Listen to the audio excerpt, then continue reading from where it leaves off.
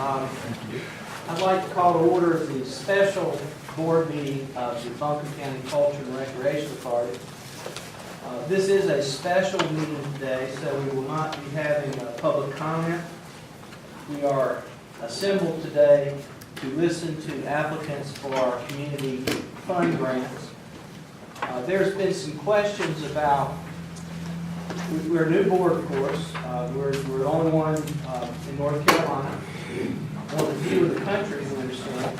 What we're going to do today, this is probably more for the audience and presenters. We're going to listen to you today. We're not going to make any decisions today. We want to hear everything.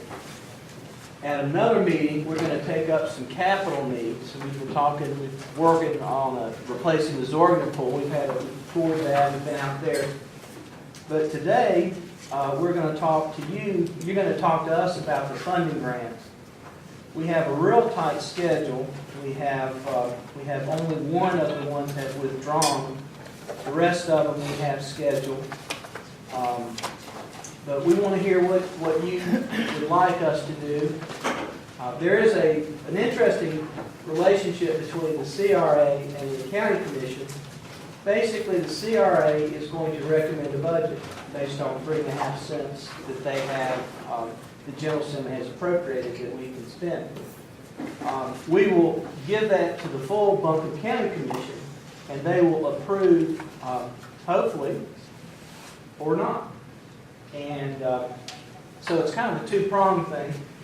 We do have the responsibility and obligation to, well, not obligation, but the responsibility to present a budget and we have 3.5 cents on our tax rate to do so. So what I anticipate is another meeting where we're going to talk about what this board would like to see in capital needs, particularly the pool and the East Asheville Library. I think those are the two we'd identify as the top of the list, probably the pool overshadowing everything else. So does that sound good before we get going with our presentations? Everybody, hope that's a good way to go. Okay.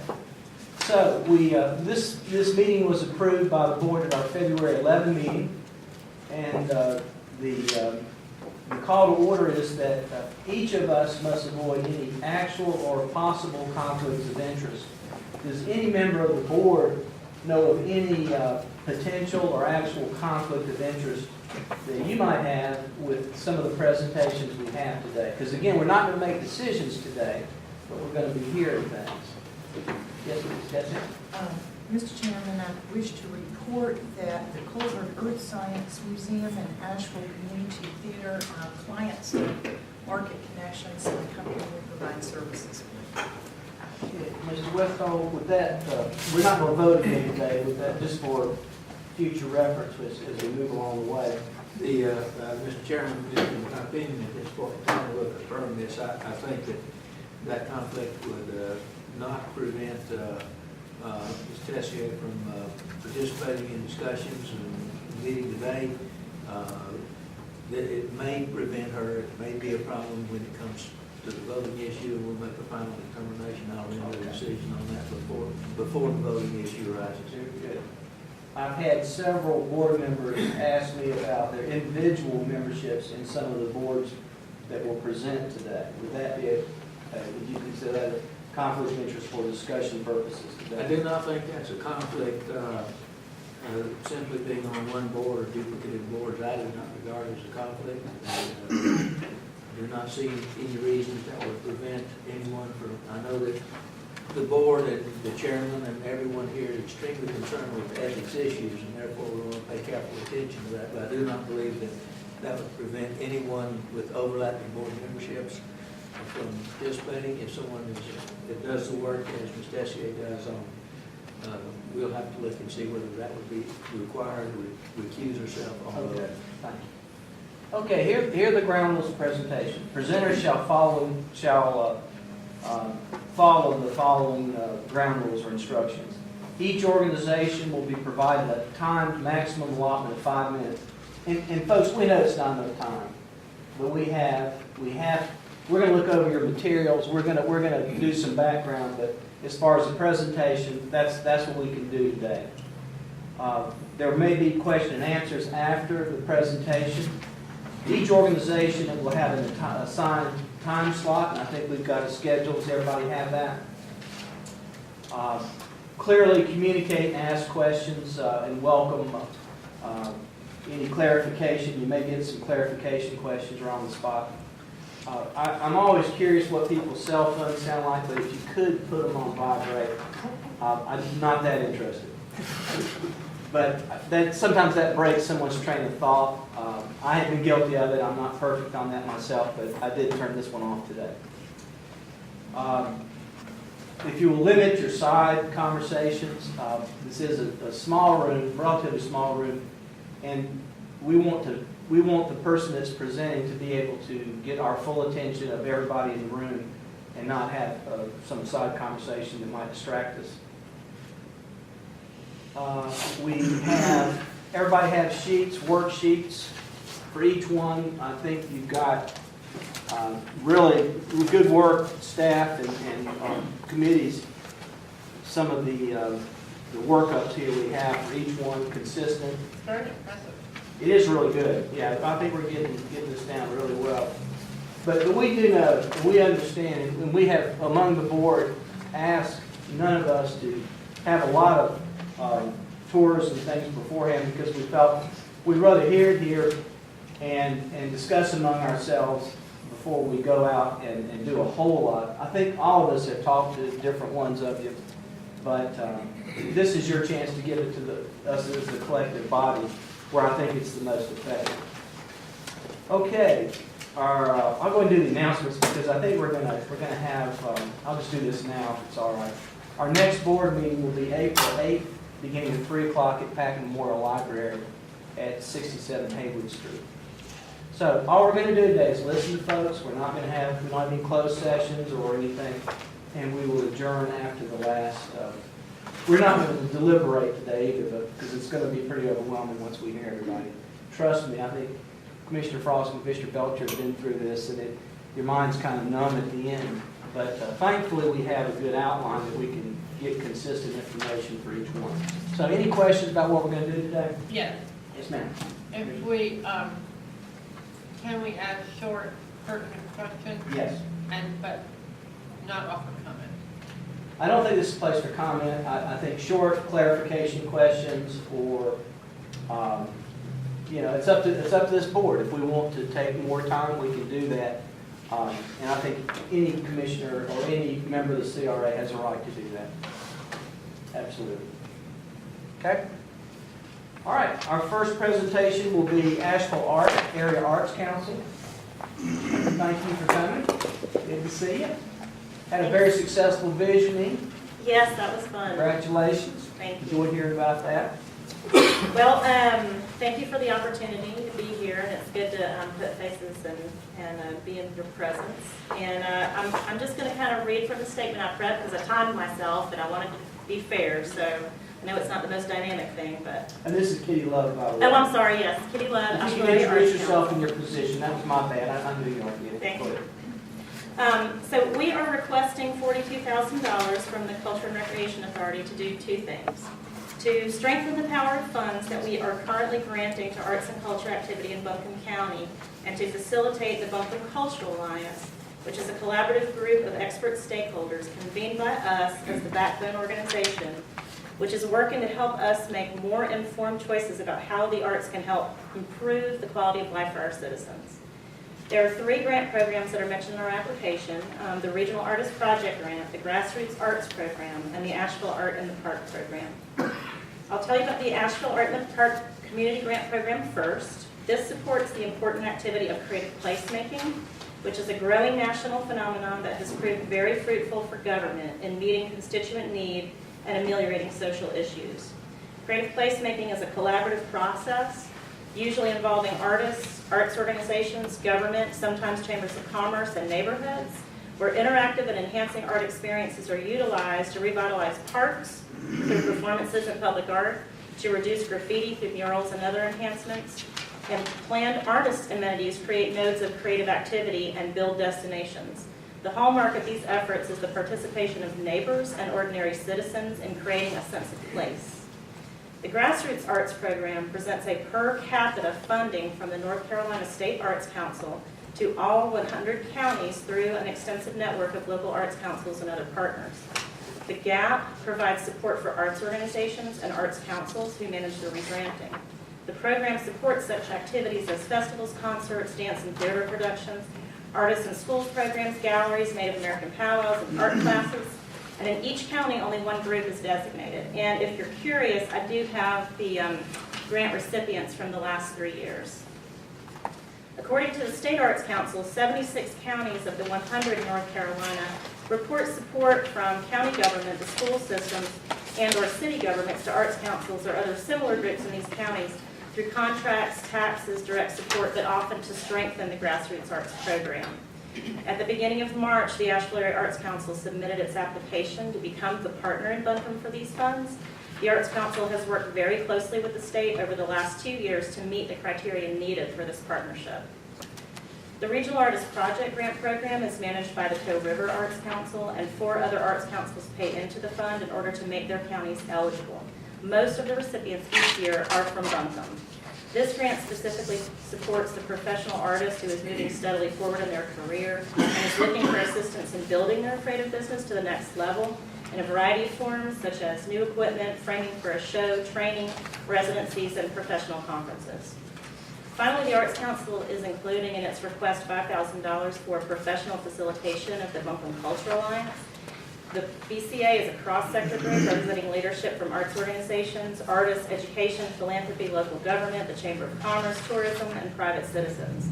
The BCA has worked for a year to draft a strategic approach for furthering Buncombe County through arts, culture, and entertainment, and has identified important steps in community and economic development through the arts.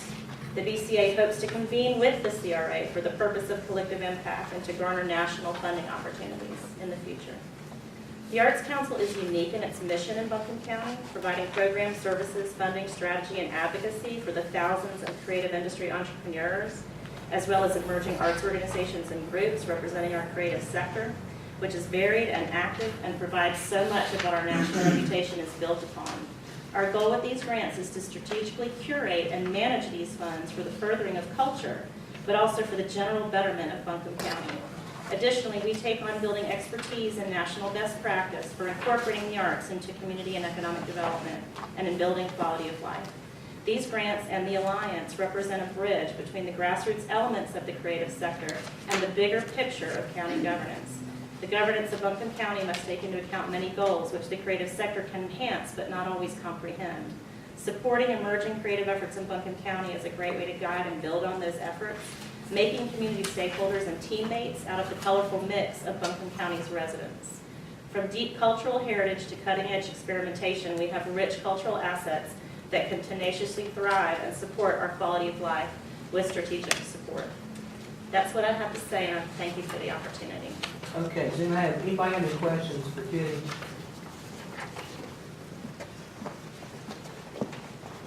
Okay. Thank you, Ms. Long. Thank you. Good presentation.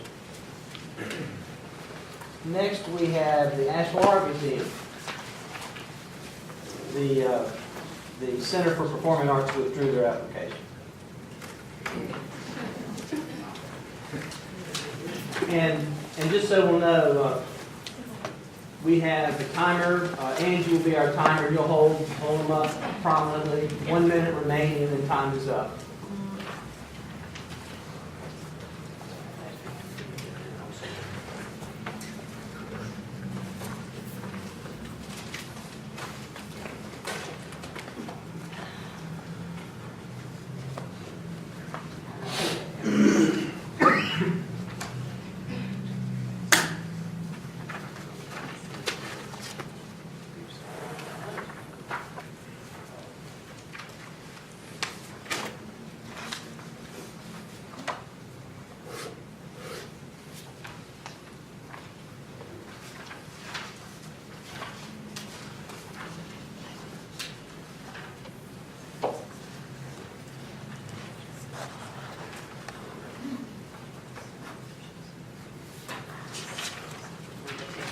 Works.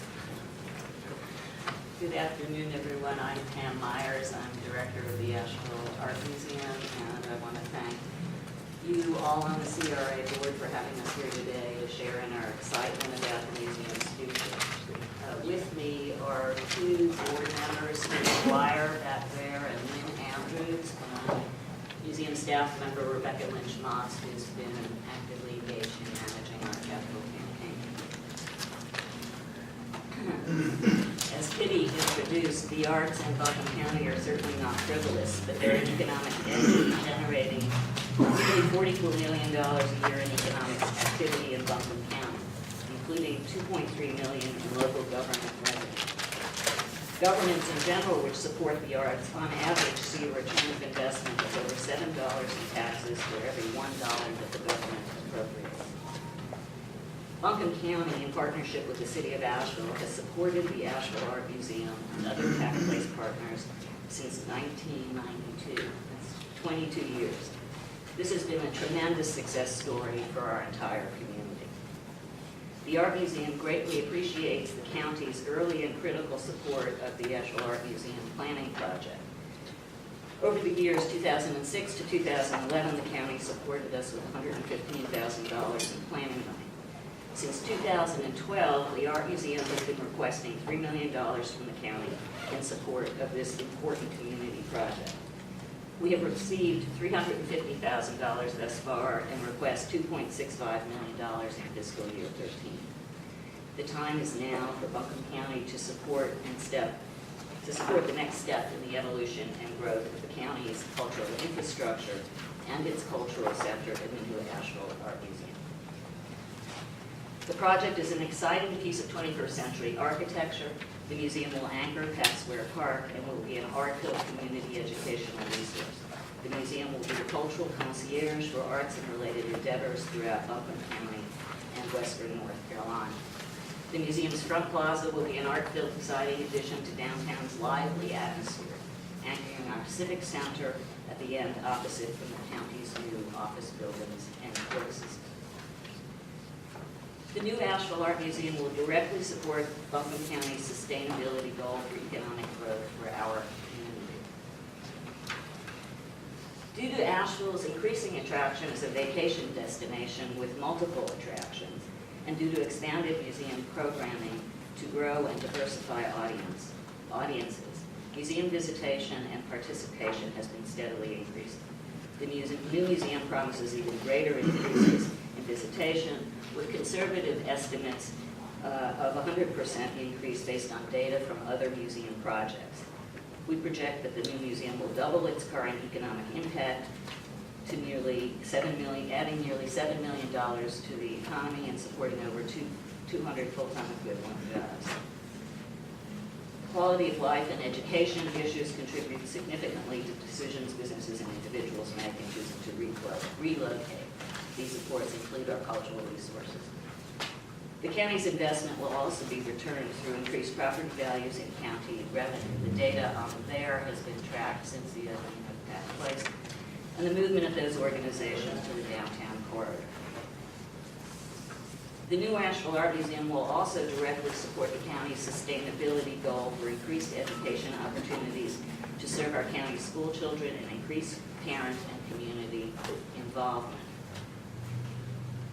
We conservatively project doubled participation in education programs for students K through 12 and in college in the new Asheville Art Museum due to increased capacity of education studios and classroom areas. Last year we had over 125,000 participants in our programs, 18,500 students pre-K through 12, and nearly 8,000 of those students were Buncombe County students.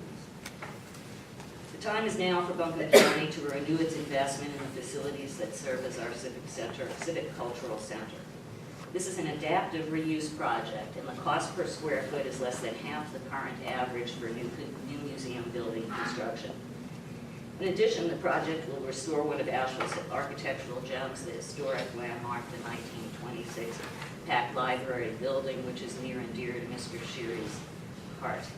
The building plans include a whole host of green initiatives, reduction in water and building energy consumption, efficient light systems and controls, recycled contents and material, renewable materials, increased outdoor air ventilation, green plantings, etc.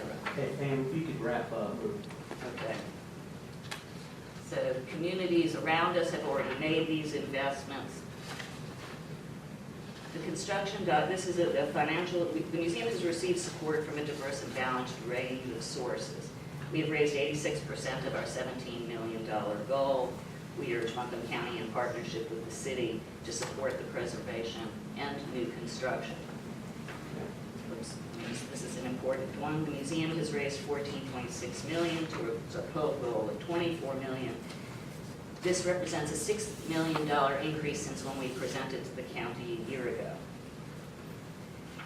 We're proud to say that we're also bringing in a significant share of private investment and to our community. To date, 69% of the funds are from private sources, 38% of funds are from sources outside of Buncombe County, representing $5.5 million in new investment in our community.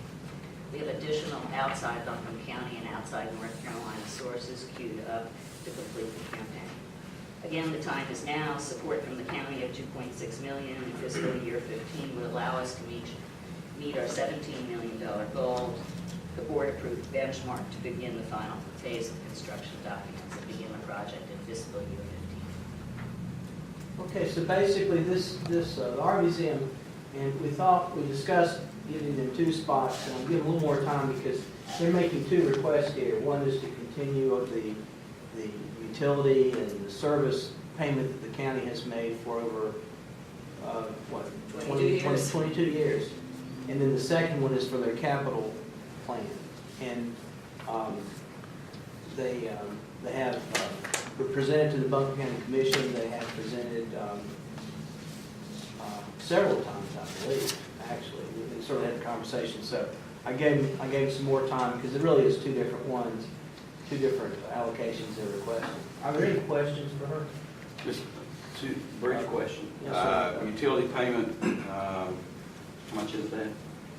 What we've requested, and I think we were going to talk about that at Later. 320. Okay, that's fine. 320. I've separated the 2.6 million. Okay. 2.65 does not include the utility payment fees. Okay, thank you. The 14.6 million, is that pledges or is it money in the bank or a combination? Combination. Thank you. And we put them together with the rest, because everyone, Colburn and Dineworth all have an interest in that continuing the 22-year agreement. Of that money, how much is pledges and how much is in the bank? I actually don't have that number off the top of my head, Ellen, but I can get that for you. We have several significant pledges that are pledges and not in hand. The City of Asheville's commitment to the project is not in hand. It's with the City of Asheville. The Tourism Development Authority grant is sitting with the Tourism Development Authority. Those are 2 in particular that are significant that we are not holding. Any other questions? Okay, thanks, Pam. Next, we'll hear from Ben and the Asheville-Buncombe Regional Sports Commission. And there are 2 applications here. I'm just going to roll these together. Yeah. We've got some questions up there.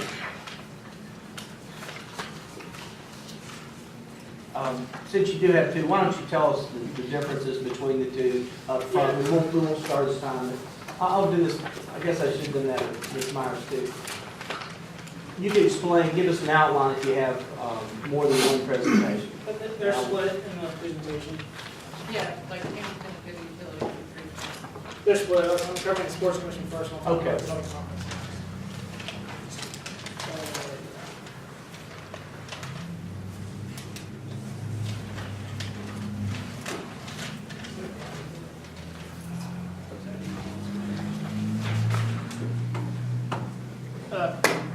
I've been Nick Hampton, the Buncombe Regional Sports Commission. I'd like to thank you for the opportunity to be here today. The Sports Commission is really a success story of collaboration and partnership between 4 entities in town: the City of Asheville, Buncombe County, the Tourism Development Authority, and then the private sector. Kind of partnered together 3 or 4 years ago to form this organization with the goal of bringing more sporting events and more tourism and more economic impact to the community. So that happened 3 years ago, and you can see our history and vision here. and UNC Asheville's been a great partner of this as well. Just briefly, and there's probably a slight change from when I submitted the application to now, our funding traditionally has been split 4 ways. Even Stevens, $45,000. We raised $45,000 from the county, $45,000 from the city, and $45,000 from the TDA. What the TDA has recognized is that the work of the Sports Commission is far exceeding our staff capacity. We do a lot with 1.5 people and a whole lot of volunteer help, and there's just not enough hours in the day to get all this done. So they are going to increase their support of the Sports Commission next year, so it'll slightly off-skew that balance a little bit, but all in a positive direction so that we can do more good stuff.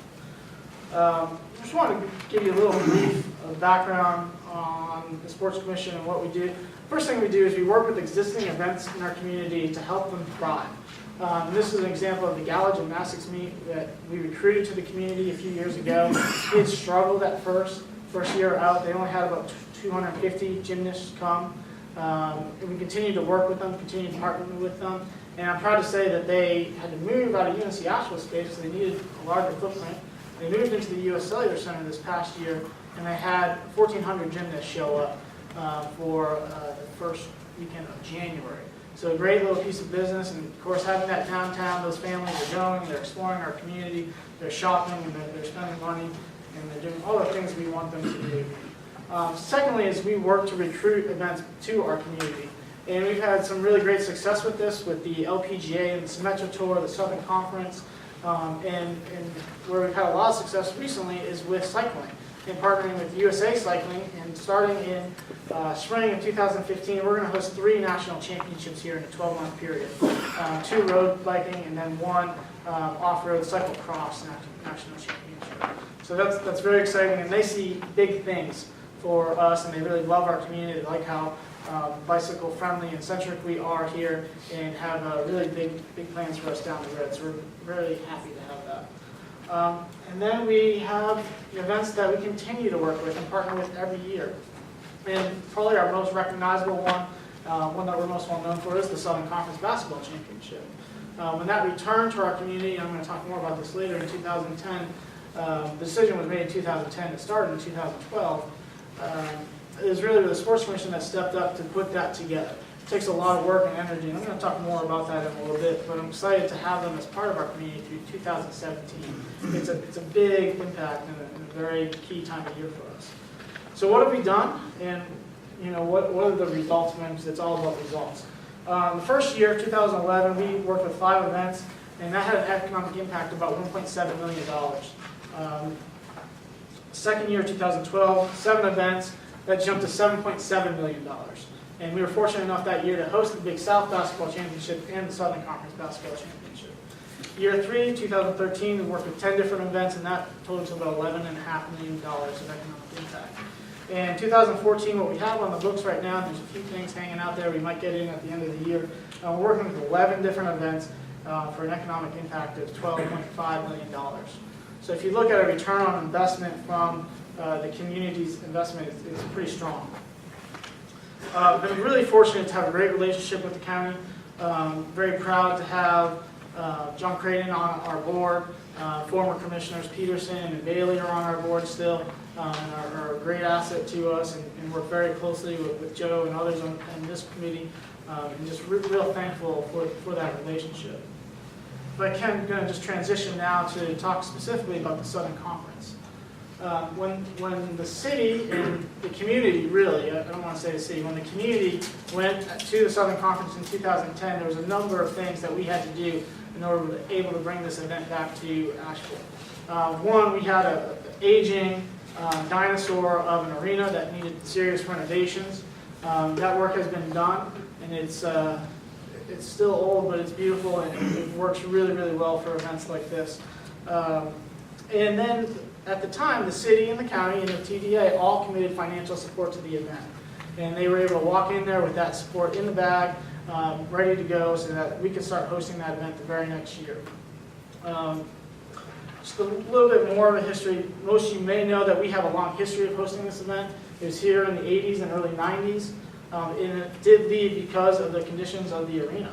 and that degrading over time, and just they had to find somewhere else that was a championship quality venue. It was brought back.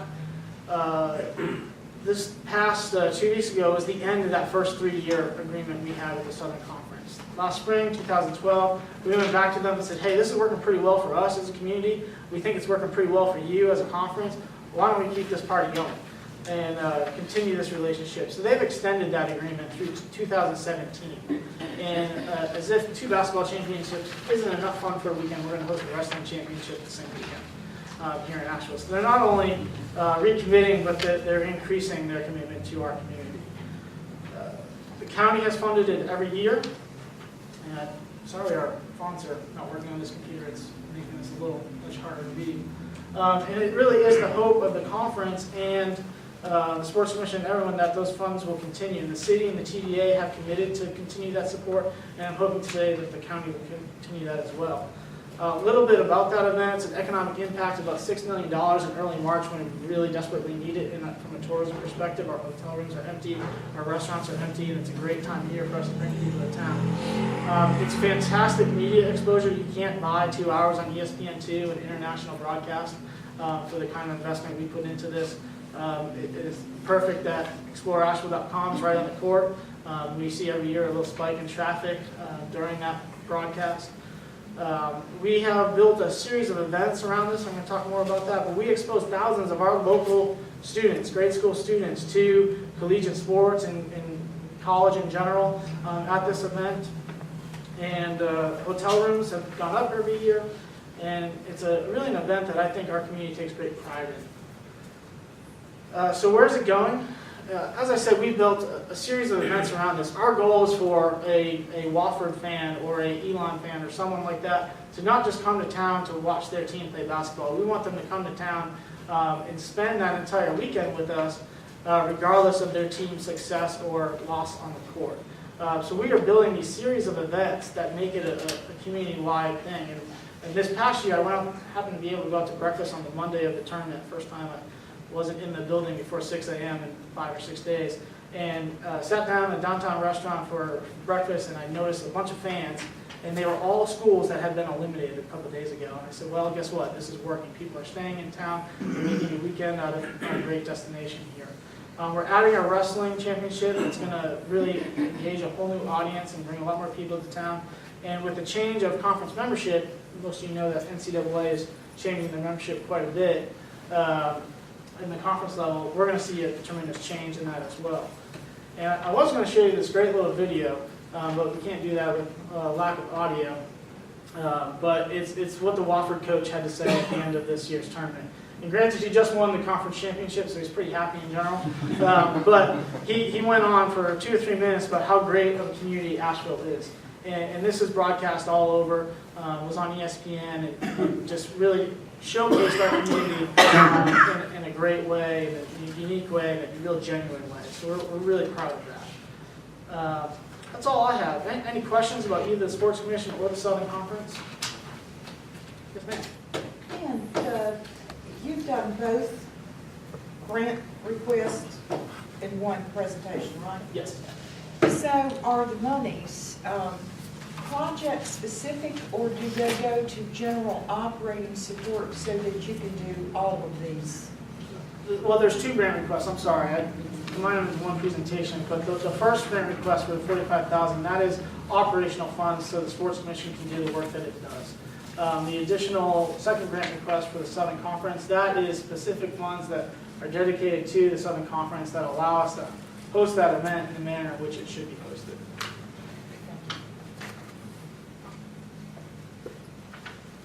Any other questions? So the 45 is operational and the 20 is SOCOM. Great. All right, thank you. Next, we'll hear from Asheville Community Theater.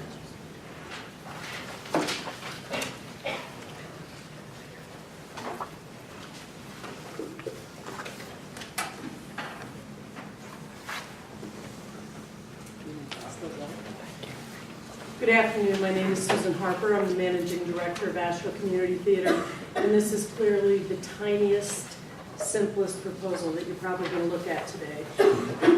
Our request really is about equity and access. We are a 69-year-old organization, a 501c3 governed by a 15-member board of directors and managed by professional staff with degrees in arts management, theater, and education. Our mission at Asheville Community Theater is to provide entertainment, enrichment, and education through the practice and celebration of the theater arts. I'm assuming that you've all read our application. It's really focused on increasing access for those who cannot participate otherwise in our programs. With support from the county, we anticipate that we could serve anywhere from 30 to 100 children who literally don't have access to these experiences otherwise. The number really depends on the subsidy that is needed. Our vision is for the theater to be an integral part of the community.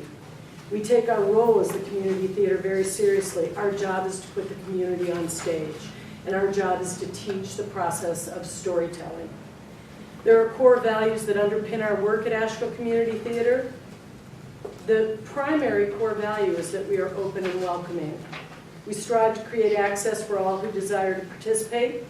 Hundreds of volunteers attend our productions for free because they volunteer and usher or sell tickets, do something like that. We keep our ticket prices affordable. We have discounted rush tickets for every performance. We go out of our way to make access for things like descriptive audio for the sight impaired and hearing devices for those who are hard of hearing. The sheet in front of you details on the back the programs that we would like to put children in, but it also tells you some significant facts about participation in the arts. More than 1 out of every 5 Buncombe County children live in poverty, and that's why they do not have access to our fee-based programs. Research indicates that drama courses and performances have a particularly positive effect on at-risk youth and students with learning disabilities. A student involved in the arts is 4 times more likely to be recognized for academic achievement. We seek funding from the county to be able to offer tuition assistance to those who could not participate otherwise. Participating in the production of live theater has a lot of benefits. It increases empathy and teaches communication skills. It increases confidence, reduces stress, and teaches flexibility. It builds strength and endurance. It teaches team building, and it fosters a sense of well-being. I want to end with a few quotes from participants in our programs.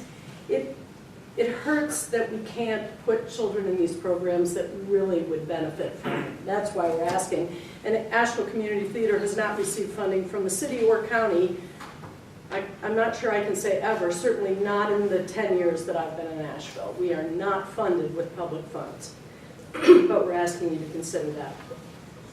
Camp was fun and creative. You got to express your imagination. It was like learning, but also like having fun. This place rocks. I want to go here every year. I love the teachers. They're really nice. When I started here, I never knew it would be so awesome. I really liked the movement class because I got to let out my energy in a way that makes me feel graceful, excuse me. ACT is my happy place. We're requesting funding so that children who would not be able to participate in our programs can join those classes and have the same benefits as the children who pay the fee base. Can I answer any questions? Yes? How will you find these kids? We're going to work through the guidance counselors at the school. And we have a lot, well, 1 in 5 children in Buncombe County live in poverty. We currently raise funds for scholarships, and we have 4 times as many requests as we can fill. We ask everyone to contribute something. That's why the subsidy, if we did full subsidies for every child, it would be 35 children.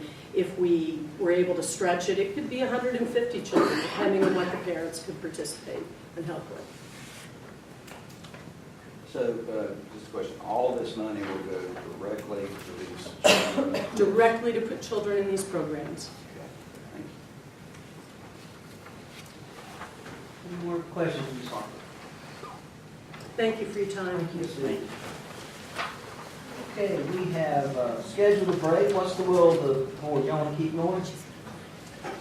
Take a break, we're late a little bit ahead. Want to roll? Everybody good with that?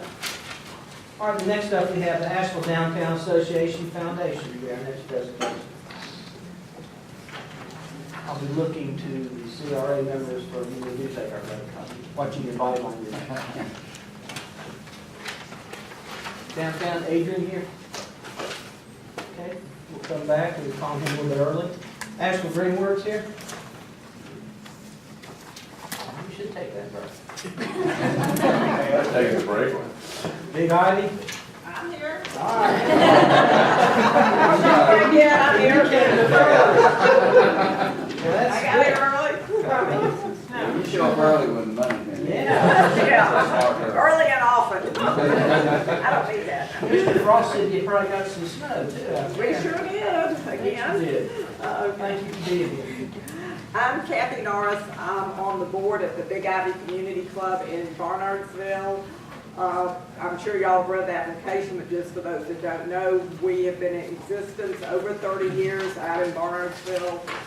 We serve the North Buncombe community out there of approximately 7,500 people. The property includes our resource center, which houses our thrift store, food pantry, and the Maypet Clinic. We also provide rental of the resource center for groups or individuals, families, events.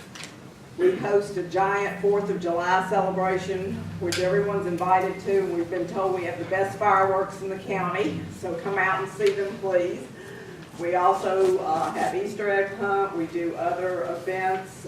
We have a swimming pool, which is open during the year when the school's not in session. The property is actually owned by Buncombe County. We lease it from the county, but we are responsible for all the maintenance and operation costs, and that's what we're asking for in our grant. We've been fortunate each year that the county has provided us with a grant to continue our operations and services to the community out there. And it's really essential that we have this money. We do get donations from individuals, churches, and businesses, but we are dependent also on the help from the county to continue our services. Our food pantry is currently serving approximately 60 families each week with food. We have a lot of people in poverty out in that rural area that have suffered a lot in the last few years, and we've done a lot of outreach to help them. We also have a thrift store, which also serves that community. Some of our increased expenses this year, we have hired a part-time director. For the past 2 years, we operated without a paid employee, but we found it was just overwhelming for the board to care for everything that goes on, and we have so many activities and events that we really needed to hire someone to help us in that. We also need to make some improvements in the property, including expanding our parking so that we can utilize our ball field more regularly. We have a wonderful walking trail out there along the river that we need to do some maintenance on. But basically what we're using this for, like I said, is continued operation of the community club. It's been an essential part of the North Buncombe community, like I said, for over 30 years, and we're really trying to expand the services that we provide to the community and to the constituents that we have out there. And we're asking for your help so that we may be able to do that. And I'll be glad to take any questions anyone has. Yes? Were there things you really wanted to ask for, but thought you shouldn't?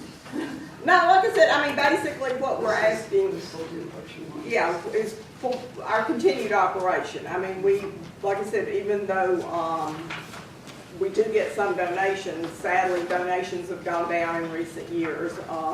We're doing several fundraisers this year to try to increase some donations and get some more help from the community. And like I said, our main goal is to just be able to continue to operate and provide these services, you know, the medical clinic, the thrift store, and to be a community resource. We like to have the building there for the community to come. We have community meetings once a month where we have programs, educational type programs. We hold some social events, music jams, etc. Any other questions? How, I know the food pantry serves a lot. How do you get the resources for the food pantry? You're talking about the money or the food The itself? food The itself. food, mainly from Manna. Right. We purchase it from Manna. One of the local churches is very generous and provides a monthly donation, and we use that. We do have some food drives that we've had from the community and churches also that have donated food. We also are utilizing through the Mayheck Clinic a lady who's providing additional services, putting some of our food pantry people in touch with things like food stamps, Medicare, Medicaid, that are really needed out in that area. And there's a lack sometimes of communication out there for people to know what services are available to them. How long does it take somebody from Bartersville to drive to downtown Asheville? It takes me about 25 minutes. Sometimes I drive too fast, but not often. We won't tell Sherry. You know, don't tell Van Duncan, he comes out there all the time, don't tell him. Is your facility and your administrative offices, like for your part-time director, is that all housed in one place? Yes. And are you open 7 days a week? What are your hours? The Resource Center is only open, so we have a food pantry on Tuesdays. The thrift store is open Tuesday and Saturdays. Now, if you wanted to rent the facility, we have a big meeting room where a lot of times people rent it for meetings or dinners or events. You can do that any day. The part-time director is there 7 days a week, so there's access there. The thrift store, like I said, is open 2 days a week, and the Mayheck Clinic is open 5 days a week there. It's all in one place? Yes, all in one building. How many square feet total is that? I don't know. It's a big building. Like I said, we have a big meeting room. We have a big thrift store that we moved in there. The clinic is in there. We also even have a little library. And a pool. We have across the street. We have a pool. We have a picnic shed that we also rent out for events. And the pool is also available for pool parties. So we have a lot going on. I want to make this like a question, not a comment. Wouldn't you say that this community center really touches the lives of a vast number of people in Barnesville? It does. We have a lot of people out there, multi-generation, people have been out there for generations, and most of the board members out there have lived out there their whole lives, and their families have lived out there their whole lives. It's a part of the way they grew up. They remember the events and activities, and like I said, the 4th of July really out there is still a wonderful event. I mean, everyone, we have a parade. Van Duncan is our grand marshal. It's a big event, along with things. We do a haunted trail at Halloween, Easter egg hunt. So it's really, and we're trying to bring in new members. I've only lived out there 7 years, but we're also making a concerted effort to bring in the people that have recently moved into that area and get them involved in the heritage that goes on out there. Anything else? All right, thank you very much.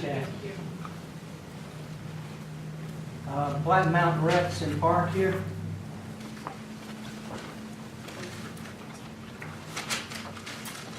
How about Colburn? Next year. Who's here? Seriously? Historic resources on. Okay, come on up. Take that on. Historic Resources, we're way early. Thank you for coming early. It pays off. Historic Resources, $10,000, about middle down here. It's fourth, let's see, no. I got it. That's 6,000. We didn't know there was a 10% reduction in funding for tardiness. They didn't go. 10% for Sacramento.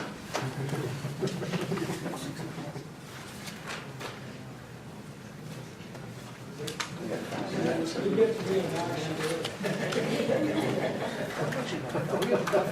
good question.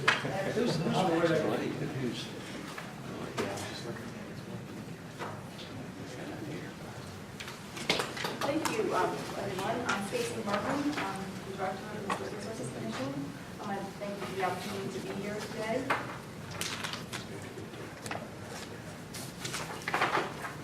I want to explain a little bit about our organization. Some of you may not be familiar exactly with what we do. We are actually we are not a nonprofit. We are a unit of local government. We are a joint city-county commission that was formed in 1979 through local ordinance. I do want to sort of distinguish ourselves from the Preservation Society, which is our local nonprofit, and sometimes folks get two of us confused. 6 members of our commission are appointed by the city and 6 members by the county. We are, I think, a successful commission. We're a model across the state in preservation. And we're also a certified local government, and what this means is that we are required to enforce our local ordinances.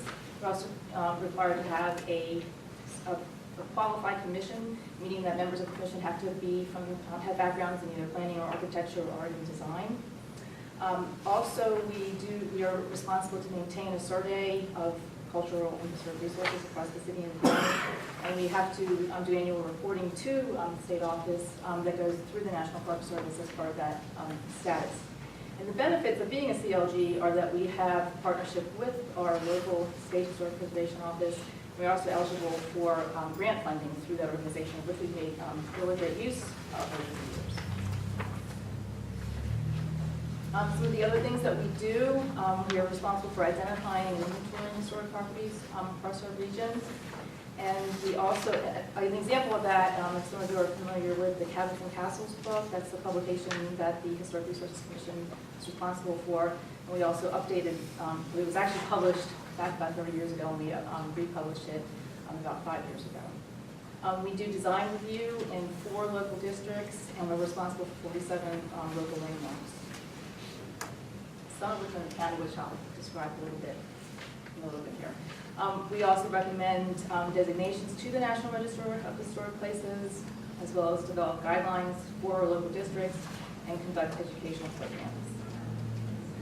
Today I'd like to highlight a initiative that we currently have underway, which is a preservation master planning process. We are really trying to expand sort of beyond our regulatory role, but our resources are very limited, and so we really see a need to prioritize the work that we do and integrate historic preservation into sort of the strategic vision for Asheville and Buncombe County. The plan is sort of focused on these 4 areas: neighborhood planning, commercial areas, public outreach.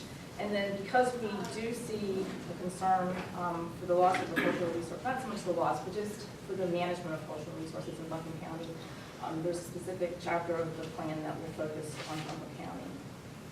The plan got underway last November. We hired a consultant, Heritage Strategies, from Pennsylvania, who has a strong background in preservation, specifically rural conservation strategies. And recently, we're in the middle of that process right now, and we're starting to get a draft of the plan. And one of the specific goals that will be recommended is the update of the Buncombe County survey, which is now 35 years old. So we really see a need to have that survey updated. It will help us to inform our decision-making in the landmark designation process, as well as to develop interpretive programs. Probably the greatest need that has been identified through this process is the need to deepen the public appreciation and enhance the public interpretation of our resources. And I sort of have this vision of developing a heritage trail similar to the urban trail, but for the rural areas of the county. We also, these are the number of local landmarks that we have in Buncombe County. Richard Charles Smith and Douglas Ellison, both who are very famous architects from the county, with work in the city, actually had their homes in Buncombe County. And an initiative that we have going on right now is the Baskin Memorial Lunsford House, which we're researching for possible local landmark destination, which is located in the South Pacific Creek area. And just thank you very much for the opportunity today. We are asking for $10,000 essentially to enhance the operation of the program. Stacy, is the historic resources, is there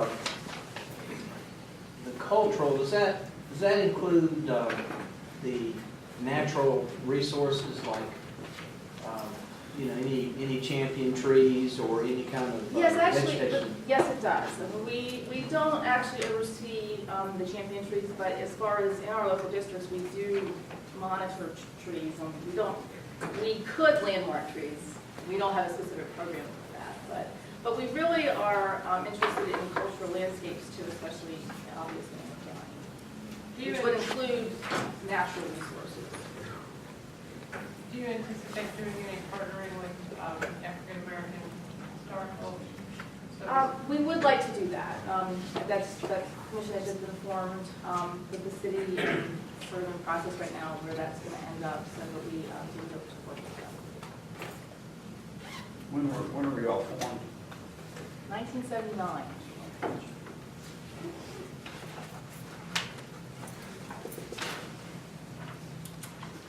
What do you envision the rural trail to be like? Well, I mean, this is sort of like just an initial idea, so I don't have a specific plan.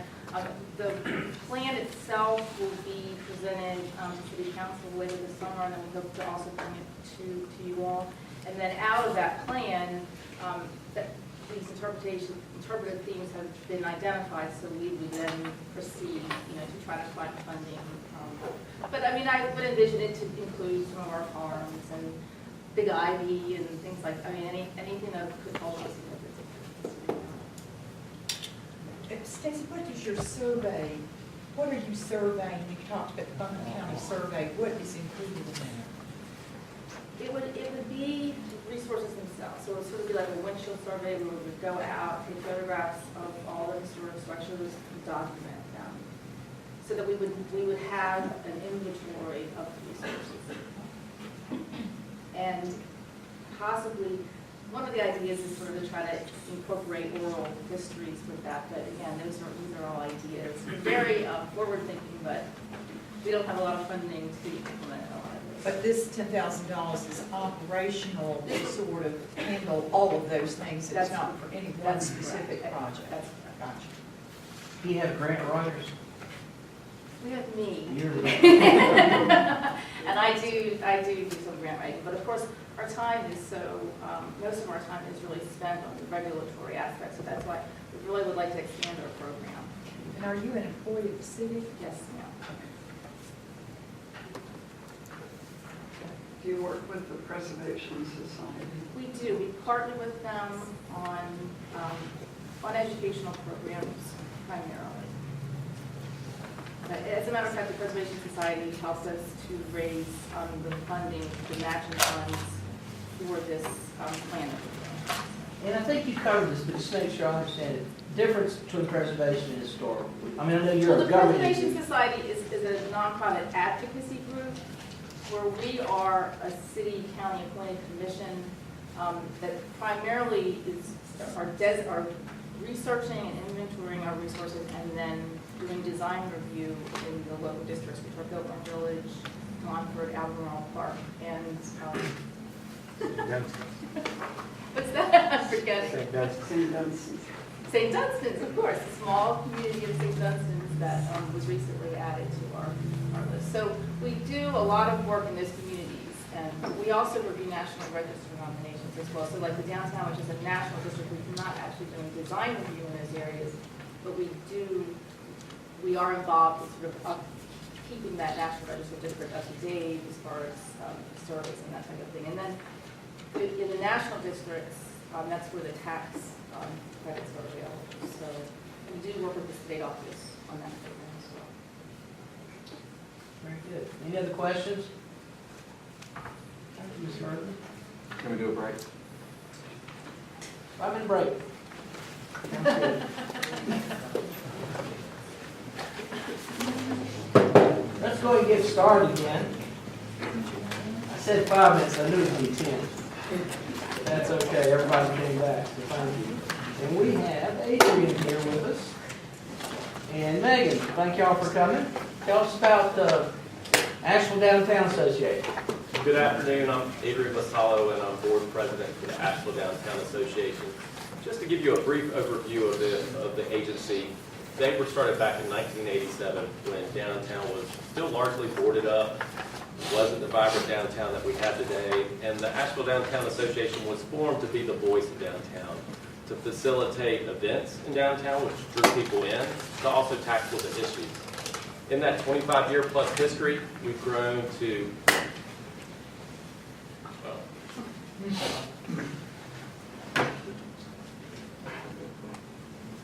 there we go.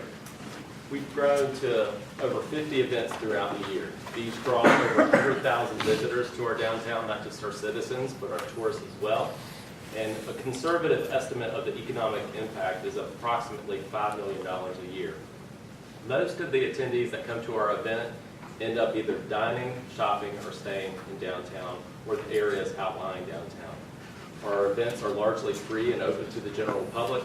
We're one of the most successful and longest-standing event producers in the city. Our events align with the Buncombe County Sustainable Plan. They support low-crime communities. In fact, tonight we'll be having our volunteer orientation where over 400 volunteers will show up at the Orange Peel to learn how they can be a part of this movement, how they can be engaged with their community and help foster positive growth. We also support our local businesses. We are the de facto business association for downtown. Many of our members are small startup businesses or businesses that have been here forever, but they rely on us to be their voice with our city leaders, with our county leaders, and bring attention to the need for a vibrant downtown. And finally, we're a green organization. We were the first organization to have a green event. When Downtown After 5 moved to Lexington Avenue, we started with compostable products that we've used throughout our events. We had a solar array, and we also had bike corrals at most of our events. The one comment I'd have there is the first year we went green, we typically generate 40-plus bags of landfill trash at an event like Downtown After 5. We took it down to 2. So we're pretty proud of that, and we have people calling us throughout the country saying, well, how did you do it? And we're glad to share that information. But what are the events that we do? We're going to kick off this year again with Easter on the Green on April 19th. Again, this is a free, family-friendly event that we're holding right across the street in Pack Square Park. When the park was completed several years ago, this is the first event that we brought back there because we see Pack Square Park as a family-friendly venue. And you can tell by the pictures, it's gotten huge. In fact, we're expanding the footprint of it this year, and it brings out families throughout the afternoon for a great Easter celebration over that weekend. Downtown After 5 celebrated its 25th anniversary last year, and tonight we'll announce the lineup again at the Orange Peel. It's become such a great event to continue. In the past, there have been maybe 1,000 people. Since we've moved it to Lexington Avenue, we're seeing crowds in the 6,000 range. And given the lineup that we're going to announce this evening, we expect much larger crowds. It's a great event, and I hope you could come. Our Pritchard Park Cultural Arts Program, many of you may not be aware of that. Probably pass by the park on a Tuesday, Wednesday, or Thursday and see some activity going on, but we do that because it programs that park for positive purposes. Events like the Hoop Jam on Tuesday night. We partnered with Leaf Schools and Streets on Wednesday night to have family-friendly programming there where kids are coming in and showcasing their talents. And then on Thursday nights, we have the Homegrown Singer-Songwriter Hour, which showcases our local singer-songwriters. We're also expanding that program with the Drum Circle on Fridays now. We've entered into a partnership agreement with them to protect their use of the park on Fridays. That's vitally important to our downtown and our community. The Drum Circle is iconically Asheville, and we want to make sure that they have the use of that park going forward indefinitely. Finally, our largest community-wide event is the Asheville Holiday Parade and Jingle Fest. It brings over 25,000 of our community and regional citizens to downtown. When we took over that parade 7 years ago, I have to say it had reached a lull. The parade was way too long, it was infringing on business in downtown, and the quality wasn't there.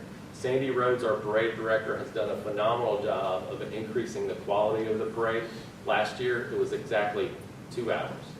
And then we bookend that with Jingle Fest, which is very similar to Easter on the Green in Pack Square Park, where families are encouraged to go to the park, play in the park, and also see some of the performers that only get a minute of time of performance in the parade. They get 15 minutes of fame on the stage in Pack Square Park. We're very happy about our managing that parade and are looking forward to expanding. Okay, thank you, Adrian. Any questions? What is the money going to be used for? The $25,000. Right now, we are at capacity, and the $25,000 request we have is for operational funds. We want to grow programming in Pack Square Park and throughout the rest of downtown, but we have one full-time employee, and the rest of us are volunteers. And for us to really be able to expand programming, we need some resources to make that happen. Any other questions? Very good, thank you, Adrian. Good job. Okay, next we have Asheville Greenworks.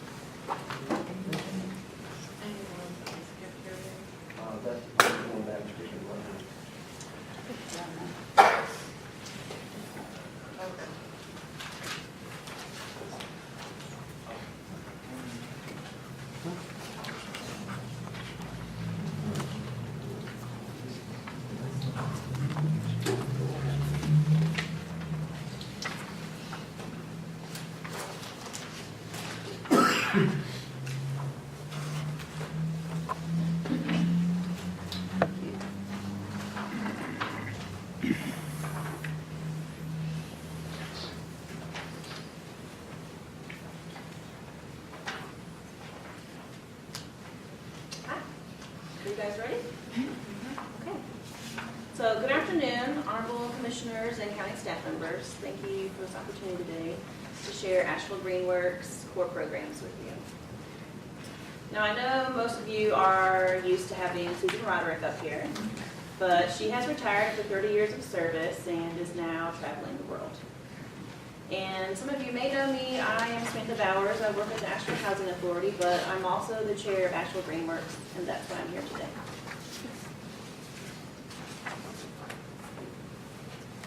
So Asheville Greenworks has 5 core programs: environmental education, cleanups, tree plantings, recycling events, and community empowerment.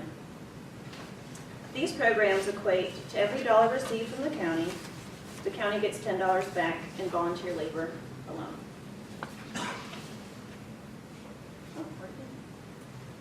The first core program is waste reduction and environmental education. This program offers environmental education to every school in Buncombe County. This year, we'll bring backyard composting, recycling, and tree education to every county elementary school. The second core program is cleanups. This core program resulted in the largest tire dump cleanup Western North Carolina has seen. This collaborative effort removed 65,000 tires from the banks of the French Broad River. Yes, 65,000. And why is this such a big deal? Tires leach toxic heavy metals like nickel that pollute the tributaries and rivers.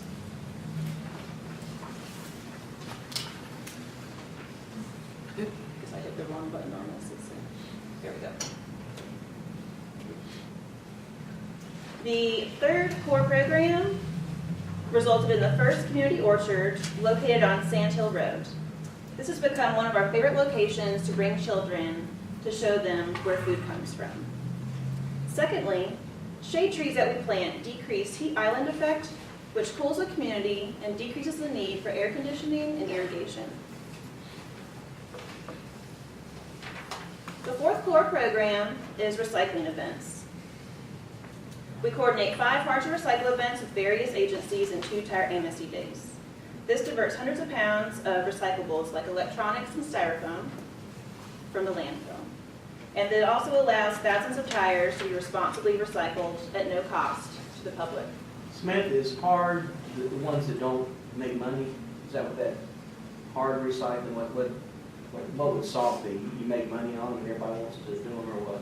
You mean at the hard-to-recycle event? Yeah, what is the word hard? Is there some step? So it's items that are just hard to recycle. For example, the city does not pick up styrofoam as a recyclable item. So we collaborate with the Biltmore Iron company to pick up the electronics, and we have other organizations that will collect the styrofoam and take that to use as insulation and stuff. Thank you. Batteries, tires, stuff that you have to pay to. Yeah, exactly. Yeah. So usually you have to pay to recycle these items, but this allows it to be recycled. I think there's maybe a $5 fee for TVs, but.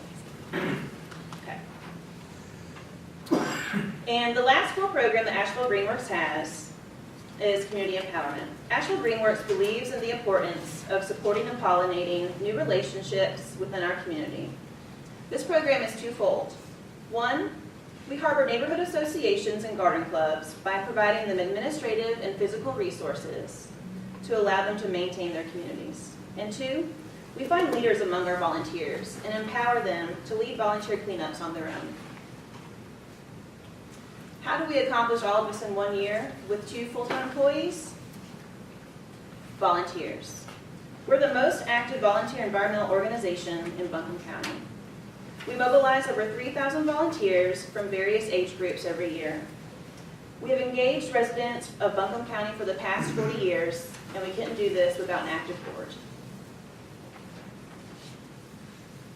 Last year, our economic impact totaled $300,000 in volunteer hours alone. Our environmental impact resulted in over 900 trees planted, 35 river cleanups, and 100+ miles of roads cleaned. Our community impact involved creating an educational and leadership program for youth living in poverty.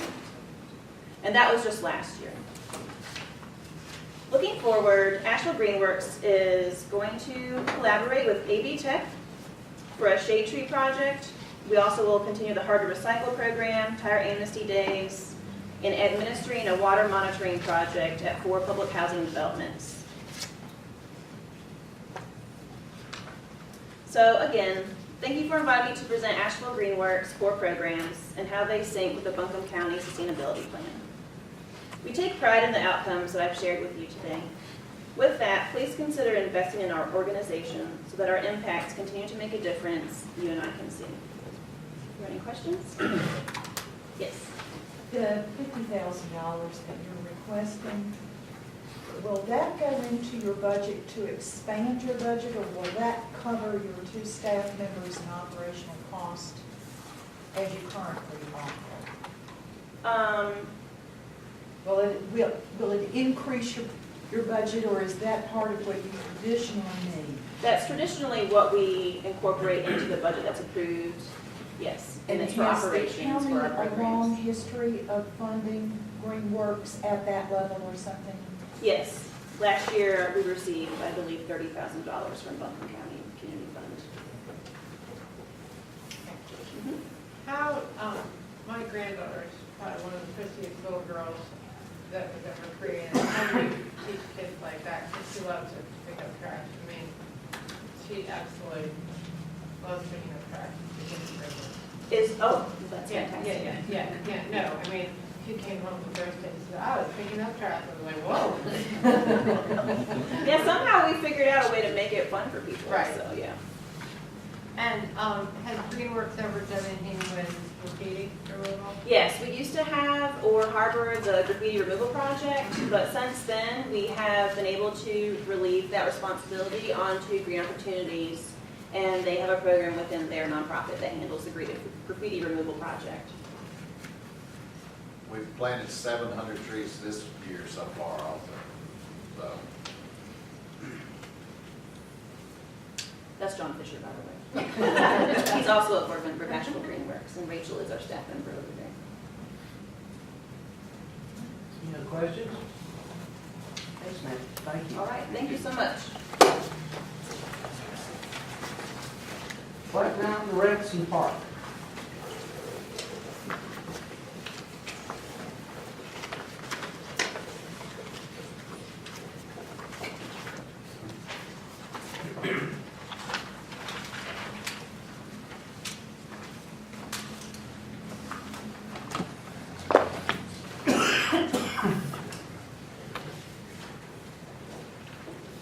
All right, hello, my name is Casey Connor. I'm the Recreation Parks Director for the town of Black Mountain.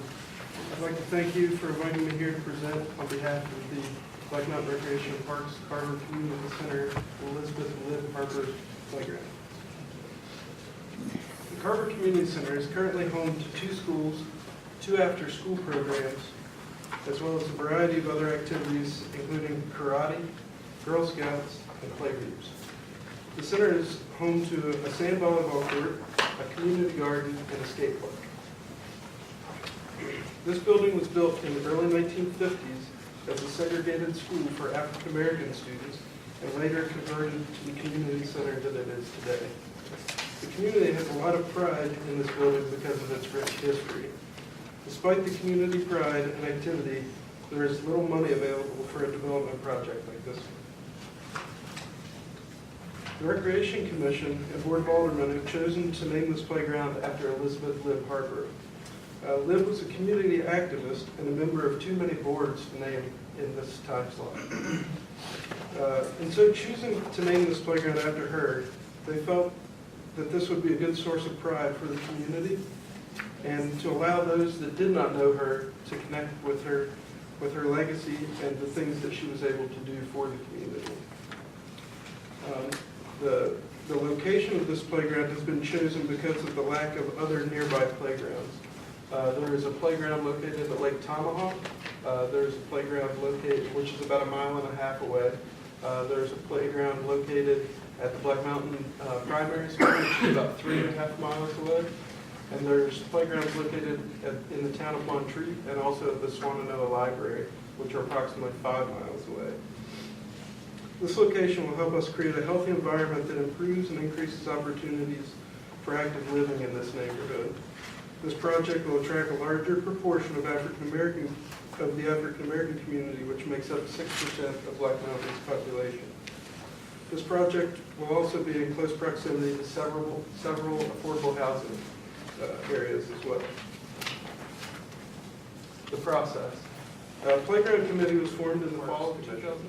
The committee has determined several locations throughout town as potential sites for future playgrounds, examined several different types of playground equipment, and are currently planning options for raising money for this and future endeavors. The town of Black Mountain received a grant from the Colburn Foundation that was funded by Dr. Becker and Snapple as the Let's Play initiative. The grant was for $15,000, but this required a match for the organization for the remainder of the cost of the equipment. To date, we've received a little over $3,000 in private donations to help with the construction of the playground, in addition to receiving an equipment grant from you all for the border timbers, surfacing, and park benches. How much was that? $4,000. The design, we collected data from a survey that was administered to children at 4 different schools throughout Black Mountain. That survey is included in the next page of the handout. We gathered input from the children on what types of playgrounds they like and which individual elements they perceive as fun. This data has been compiled and analyzed to help us determine which playground will be most well received when it is complete. The 3 that are there on the slide are the top 3 choices of the playgrounds that the children like. The playgrounds. This project will be a community-built project, meaning that the local community members will come together on a designated day to erect the entire playground. This build will be supervised by the site coordinator of the chosen company. The maintenance will be handled by our Public Services Department. This will be funded by the department's general maintenance fund for this location. We may also be able to engage the community to help monitor the playground and to help spread the surfacing when it needs replenishment as well. A CPSI, a Certified Playground Safety Inspector, yes, that actually does exist. Yeah, we'll be responsible for making sure that all the equipment and safety checks are done as needed to ensure that the equipment will be kept in good standing. This playground will be routinely monitored by staff because of its close proximity to our administrative offices as well as reporting from the schools that are in our building. Again, thank you for allowing me to present. Does anybody have any questions or comments? How much does the city, the town of Black Mountain have to pay? Well, it depends. We don't know the final cost of the equipment yet. We're estimating that it's going to be somewhere in the range of $30,000 to $35,000. Once we get those final costs, then we'll know exactly how much they're going to be. So why did you ask for 10 and not 35? Well, we think that we're going to be able to raise the rest of the money from private donations to fill that gap.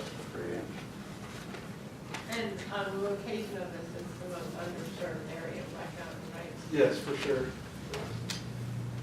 Yeah, I think I'm not supposed to make a comment, but Go ahead. I love going to Lake Tomahawk, but it's far enough away from it to make an impact. Yeah, absolutely. Any more questions for Mr. Conley? Okay, thank you for coming. Yeah, thank you. All right. Next up, we have Colburn Earth Science Museum.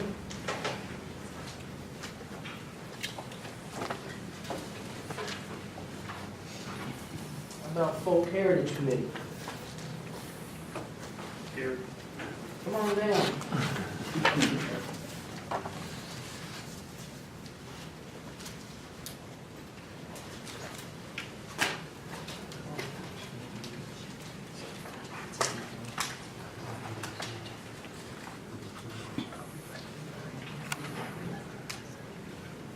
I have a handout. I was told to prepare 10. I have 11. Is that okay?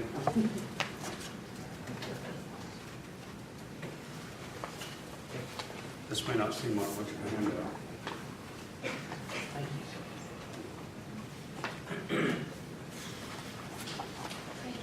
We're in the crowd, see the Tar Heel hat. Good.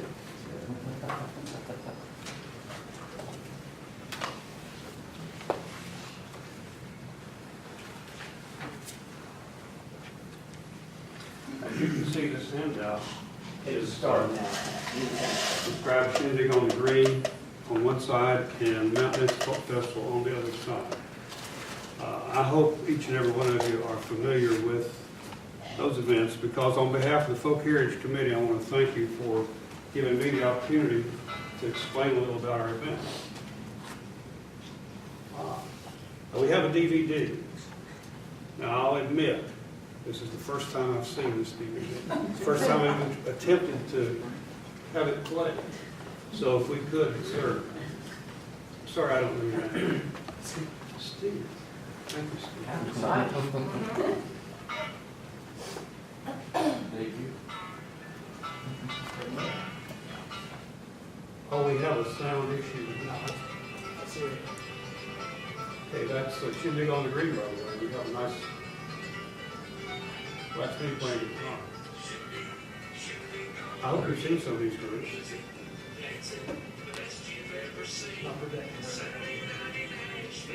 That's Roger now.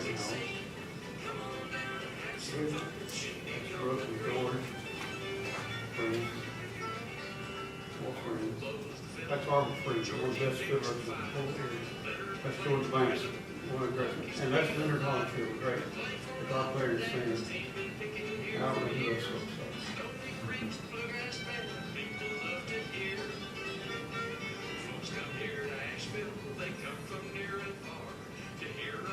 That's Richard Hurley. He wrote and sang the song. Lynn Bannerman. Crowd dance. But you sit down somewhere and wondered what was going on. Arnold has taught a lot of folks how to play fiddle. That's Sheila.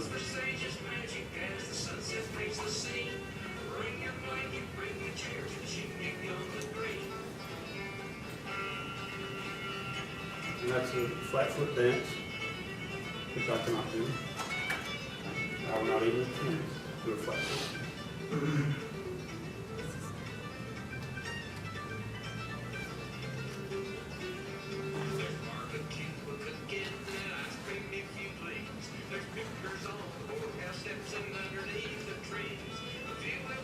Well, that's the magnolia tree that was in so much controversy a few years back. Some of you might remember.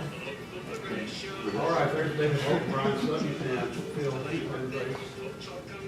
That's a good group there. That's the Folk Heritage Heritage team.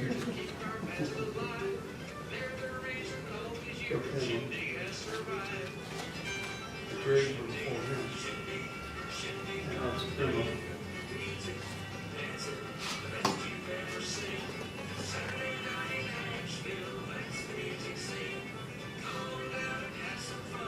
that's Jeff Atkins. He's not on the Shaw's team, he's one of the directors of it. And plus Jeff also was our folk heritage committee.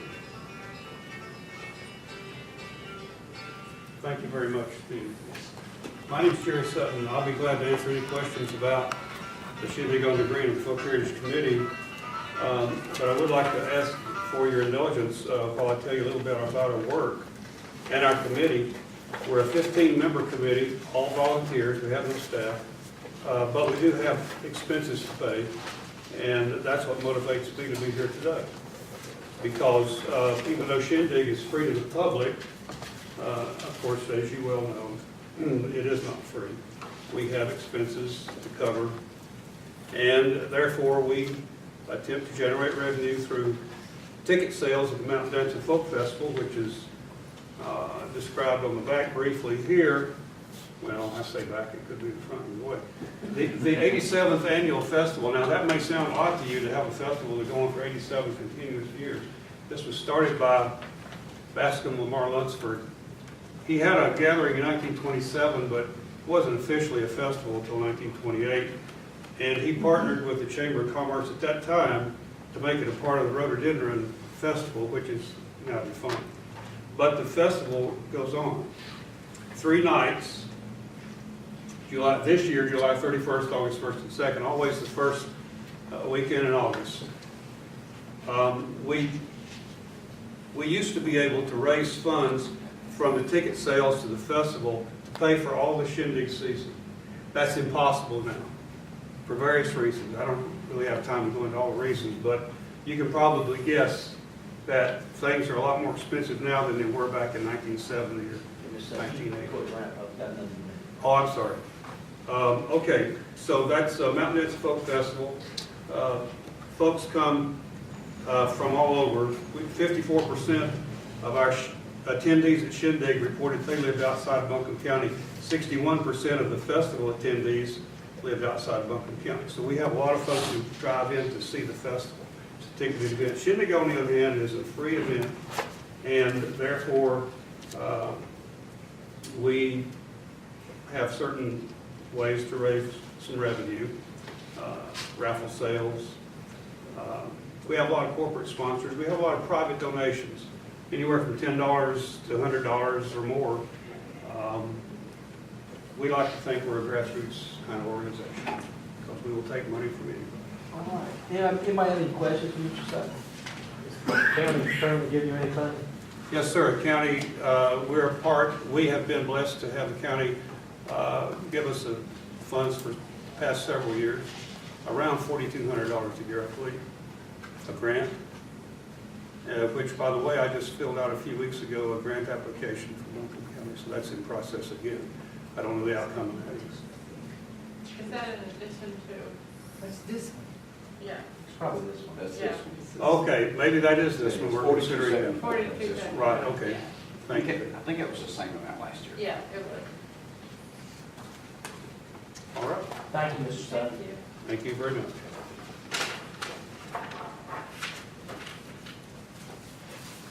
Next, is Riverlink here? Okay, let's go, Colburn. I'm 30 seconds and I'll be ready. Okay. That's all right. We'll go ahead and do, let's go ahead and do Pack Place Education and Arts. Of course, that's part of, let's see. That's all part of the same thing, isn't it? What I'm asking, my presentation is separate from Okay. the Pack Place. We're in Pack Place and we'll be doing that, but I'm whichever you want to do. Why don't you go ahead? If you don't mind, let's go ahead and do it in order then. Your next page.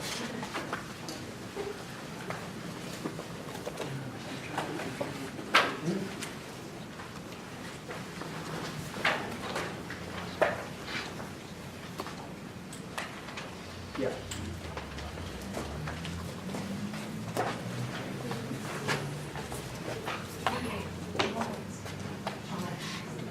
Yeah.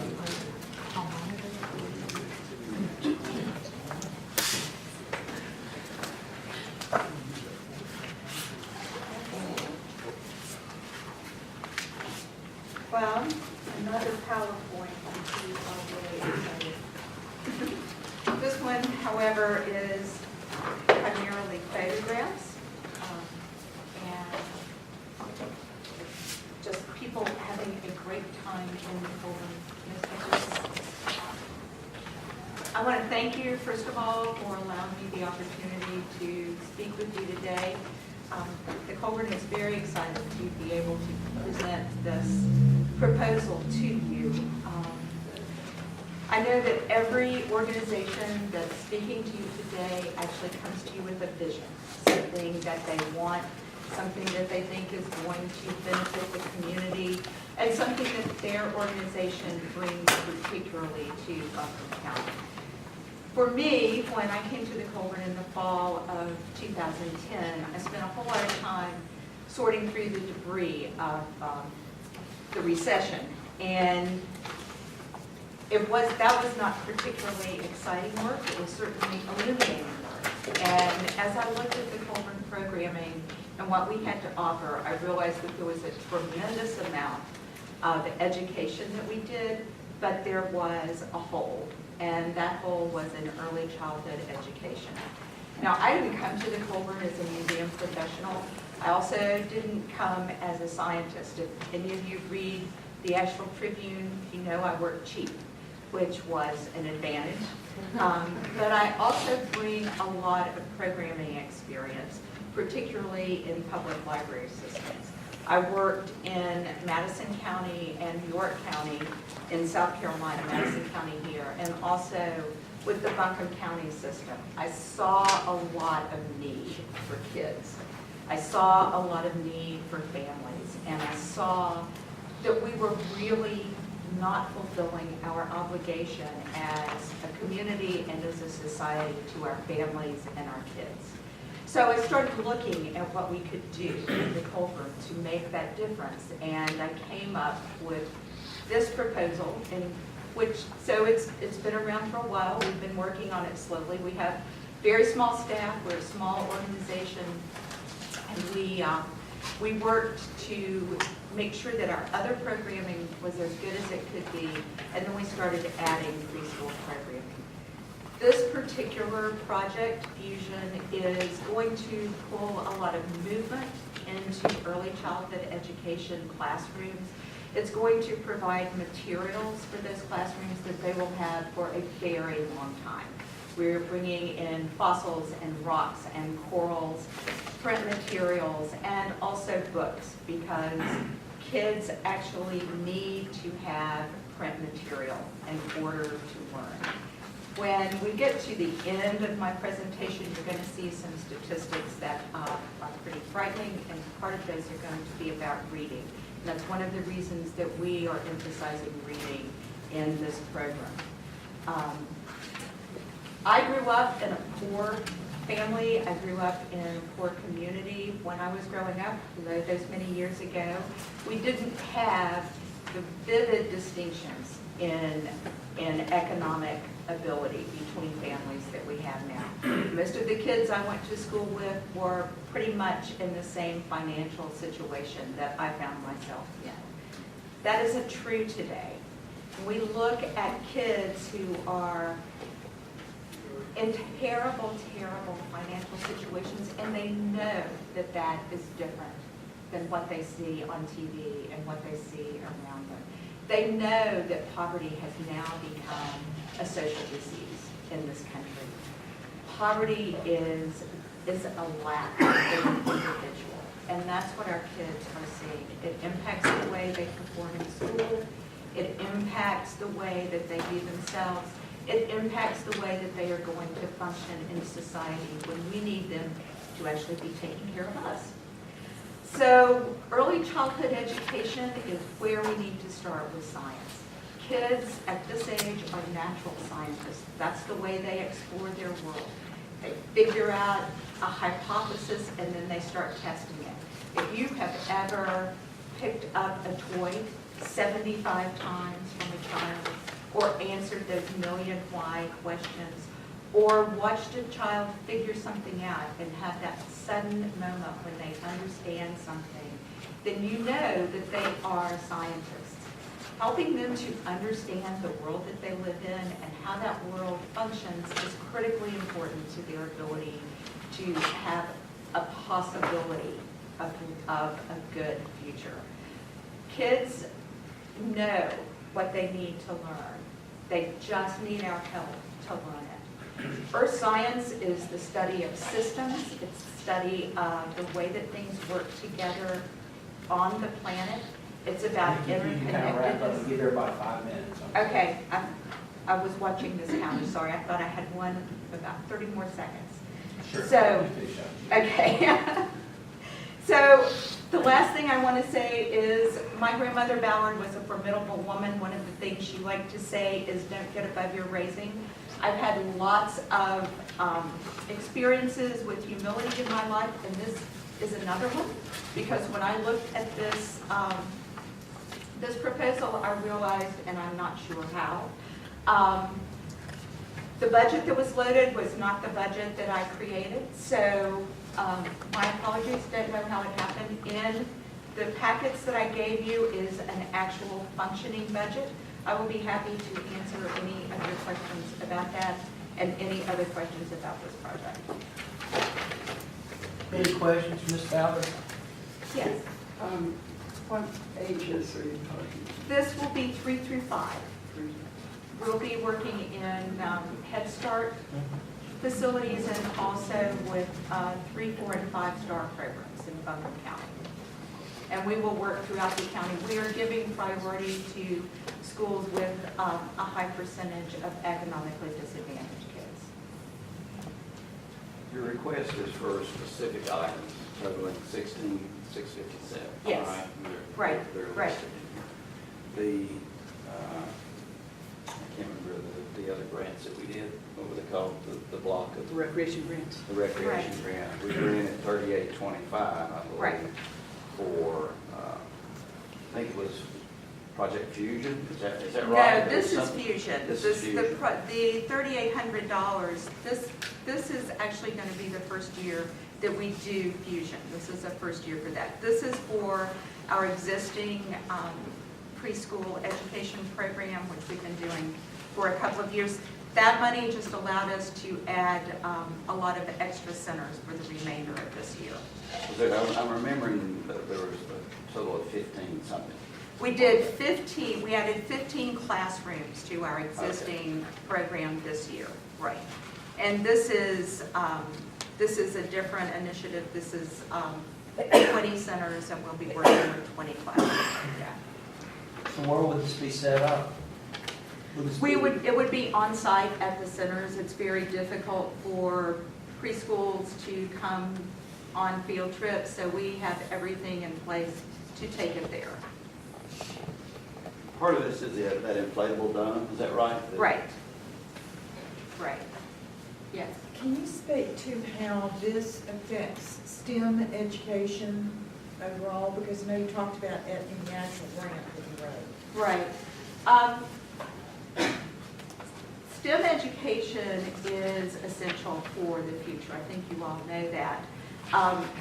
When we got the scores on our international rankings at the end of the year, one of the things that the analysis showed is that the countries who scored significantly higher than the U.S. had comprehensive preschool, early childhood education.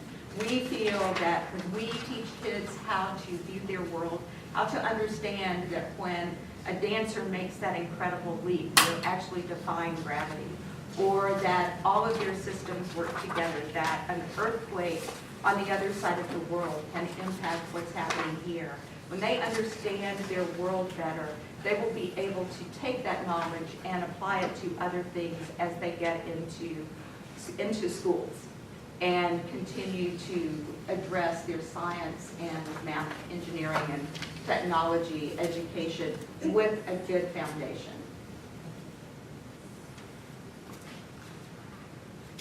Okay, any other questions? Okay, thank you, Nikki. Thanks. Next, we have Packed Place, Education, Arts, before you.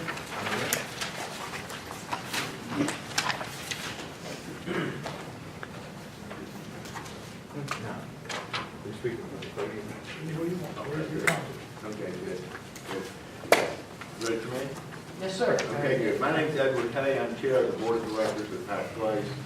22 years ago, there was a remarkable agreement reached, a collaborative arrangement between the county and the city and the Pack Place partners that resulted in Pack Place. And for 22 years, we've been operating Pack Place in terms of that collaborative arrangement. As a result, the partners have flourished. All of them have done remarkably well beyond any dream that any of them had 22 years beforehand. In fact, 2 of them have outgrown the facility. The Elton Ridgewood moved out, and the art museum, which plans a massive undertaking to expand into the rest of the building. But throughout that whole period, Pack Place has maintained itself because the county has been steadfast in its support of Pack Place.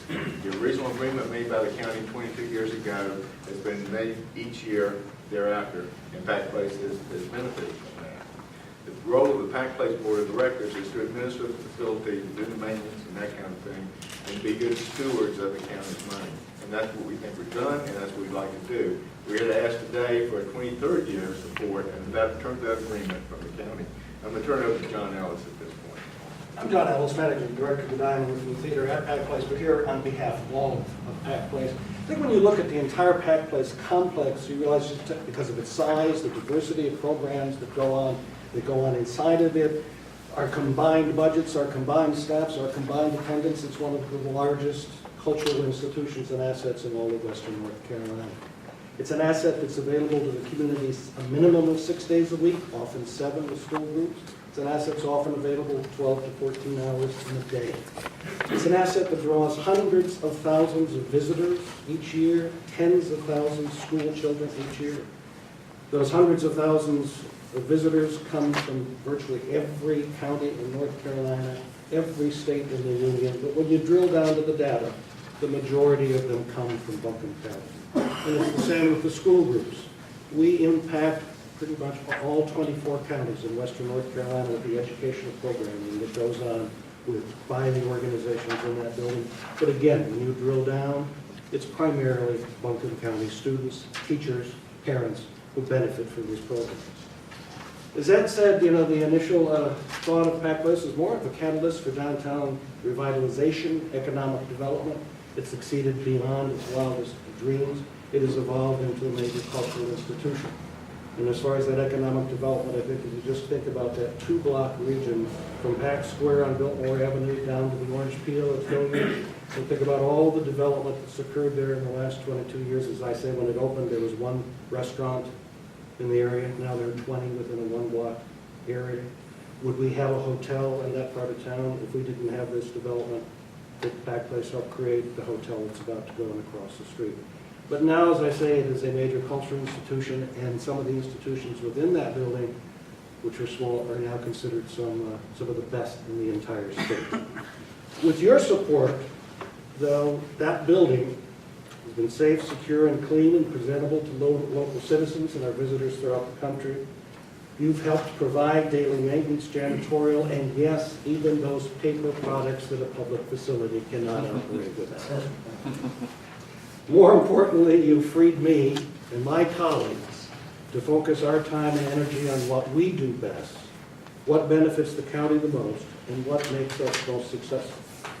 You've contributed to the growth and impact that we have had on school children, downtown revitalization, economic development, property values in that area, tourism, and the general quality of life we enjoy. The total request from Pack Place is a little over $400,000 for a 90,000 square foot building. That's more than 2 acres. That breaks down to about $4 a foot for an entire year.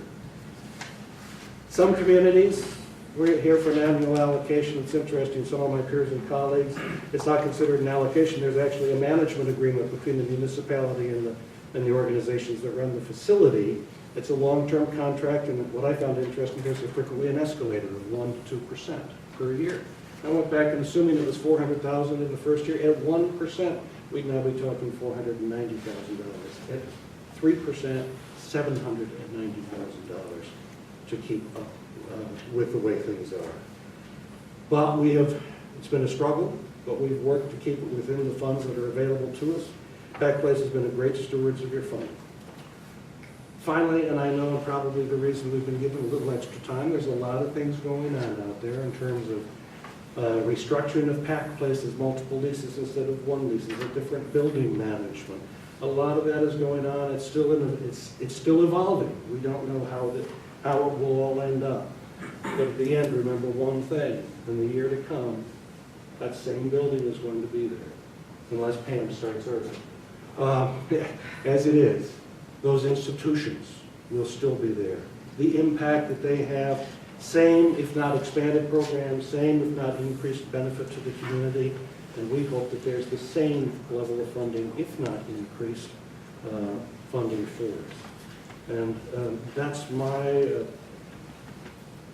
end of my thing. But David, I know we've been given a half hour, so I'm assuming you're going to have other people. Yeah, we'll anybody, yeah, any way you want to do it. I know you have 3 entities here that all have an interest in it. Actually, 4 entities. Heads, management, and Art Museum, and John, of course, with Diane Wortham, and Colburn we heard from. So, any other presentations? Open it up. That's up to y'all. If y'all want to come up and talk about what it means to your individual organization, that's fine. And then questions after. Anybody have questions for Mr. Hay or Mr. Ellis at this point? Yeah, I've got one, and Chairman, I'd ask for your, whatever you think on this. I'm not sure that everybody really understands in our group what's actually going on with what Pack Place is, what's under Pack Place, and what's occurred as a result of the city requiring these leases. And it might be helpful for him to do 5 minutes or something on that, on what's occurred. Well, I talked about the collaborative agreement, right? And collaboration was, on the county end was to provide the annual support. On the city end would own the land, basically, and there was a bond referendum at that point, and the city's been doing the debt service on all these years, it's now paid off. But the city owned the land, the county provided the operational support, okay, and the partners did the work. Approximately equal amounts, right? Yeah, depending on how you want to count it, but that's right. I mean, it was a fair enough trade-off. We're under a 10-year lease. There's a lease from the city to Pack Place. And that 10-year lease has been renewed periodically, for all these years. It comes up for renewal this year, and the city has said that this year they will not renew the lease at Pack Place. And instead is working on trying to set up a different lease arrangement with each of the partners. We've come back to them and proposed, and that's what we're here for today, is that Pack Place remain intact and that we accommodate the city's needs, with a lease to Pack Place that goes out to a couple of the partners. The Art Museum gets a direct lease, and that the funding piece of it, at least for the upcoming year, stay in place so we continue operations and basically continue to administer it the way we always have while we continue to kind of hammer out these lease issues.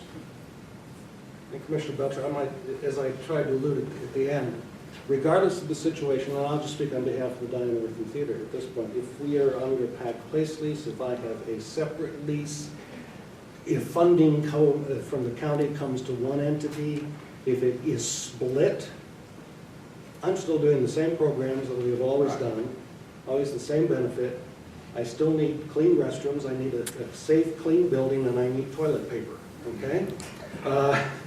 So I think in terms of our requests to the county, yes, there's all this other stuff going on, but underlying with the same benefit to the community and the same program. One reason why we wanted to present the way we did was that we don't want to be telling the county that we're in competition for the money, that we'll figure all this out. We have sort of joined arms and said, we all agree that, especially for the upcoming year, that we can do funding in the traditional way and make it work for us. Could we ask Pam Myers to come up? It's kind of one of the alternatives. Is that? Pam and Vicki, that you want to do? Both, you want to talk? I didn't know I was the moderator, but I'll deal with it. I guess the question I have while we're getting to this is, what's the breakdown of that 409? How does that break down? I mean, what gets spent on that? Is that in here? I mean, what is it on there? The budget that Pack Place provided is basically just our annual budget for the upcoming year, because at the time we made the application, Yeah, okay, good, thank you. Well, Heather, why don't you answer the question, Jackie, because we know exactly. I guess I was curious. Off the top comes the utilities. which Right, is- I'll just pass out the detail, which Oh, is that has that. our operating budget for the last 12 years or so. Okay, it's really, really tiny, so you don't have to tell us anything. Sure. So facility operations, So facility maintenance, what are the utilities? Let's start with that. approximately $173,000 a year.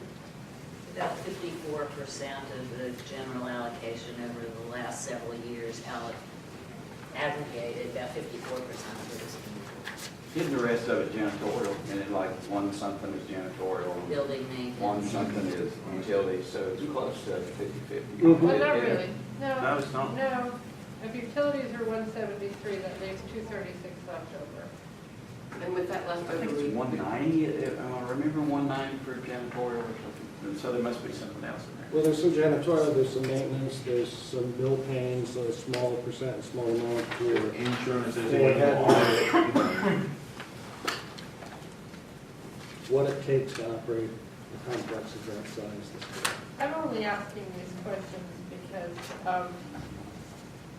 this is our money, this is taxpayer money, and I think it's important for the taxpayer to know, and to me, the difference of 236,000 is a lot of money, and I think if we could have better explanation, I would feel better.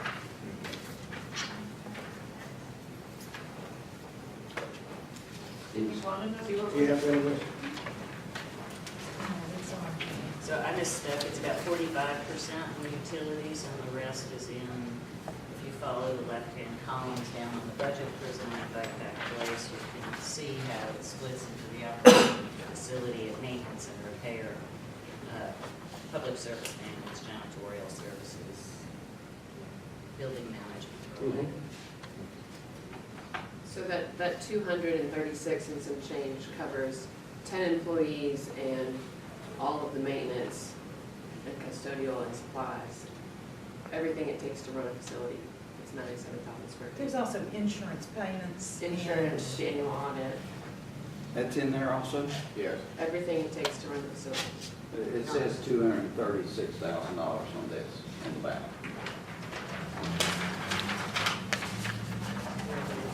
Line 20.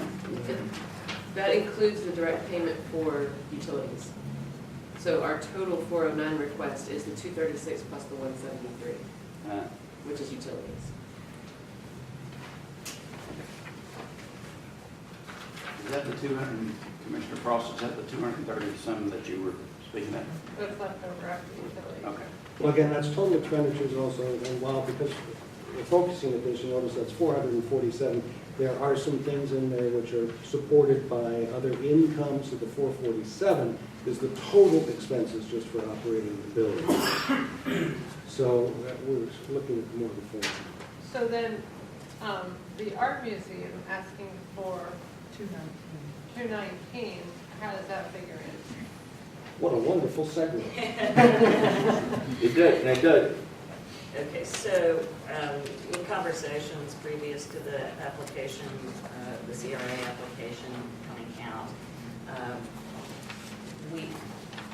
it was requested that we go ahead and put the museum, expanded museum occupies 54% of the Pack Place total square feet. The original request we put into the CRA was the $2.65 million for the capital request for the building, which you allowed me to speak about earlier today, and the $216,000, which is 54% of the roughly $400,000 the county has granted to support the facility as a whole over the years. So that's the museum's percentage based on a pro rata share of that for utilities to be paid directly first and the management to be paid out of the other portion of that. And the management would be paid to who? We are prepared, the art museum is prepared to do its own facility organization and management, but we are also prepared to work with the commissioners and the CRA to handle it in any way you find most expeditious to support all of the partners who participate in the building of Pack Place. So we're open to doing it in whatever way is. So you need a direct lease because of your contribution should in your campaign, right? And that's what you and the city have been working on. And then the city talked all, then y'all got pulled in, and I think Mr. Jackson's here on that. And you're telling me lease, direct lease, whatever, it's, you just want to be there. We want to be there, and when I think we look at county funding, we want to think we've got a pie, and you take the utilities out of that pie first. And then there's a little bit more than half of it left. You can take the rest of that pie and deliver it in one piece to Pack Place, or what's left in that pie, and a piece of it goes here, a piece of it goes here. The pie, the size of the pie hasn't changed. We hope it hasn't, well, unless it goes up. But it's more of a question of distribution of the county funding. Well, I think, and these numbers are kind of coming together in my head, so I'm going to try to go back to Commissioner Frost's question. The $409,000, can somebody break that down on exactly what that is? Did I miss that? Heather, can you do that? I can give it a shot. Because I'm hearing 200 and some thousand over here is included in the 2.866. Is that true? It's correct, and I think in conversation with Commissioner Gant, he suggested that we try to separate those two issues to avoid just this confusion. Probably good advice. So the 2.65 we spoke about this morning is strictly capital support, which would create significant improvements in the building operation and environmental control that will support all of the partners and potentially lower Can we just stick utilities. with this right now? One more number. Okay. Yeah, I'm And good, then- I'm good with that. So Yes. that I took an average of $400,000, which has been the average county contribution to the entire facility over the last several years, and 54% of that is $260,000, of which the 45% of that will go directly to utilities through the way that the county has paid for it, leaving the remainder for the art museum to manage its portion of the building, janitorial, maintenance, facilities, etc. But as I said, we're open to working with the most efficient way to support everyone. I'd like to address some questions to Heather and Edward. What was the county's contribution to Pack Place last year and the year before? 385,000, I think 500 or somewhere around. It was very close to what. But that's about a $25,000 increase over last year. Is there a reason for that increase? Moving the facilities maintenance crew to full-time, while offsetting with a move of the public space management person to part-time. The net of that and the increase of, in the application, I broke down what those differences are. If you look on the last box of the application, an increase in county support of 13,000 is what's being asked over last year. We haven't received a funding increase in a number of years. We used to be $400,000 a year, years and years ago, and facility operations had an overall reduction of 14,000, including 12,000 in legal fees.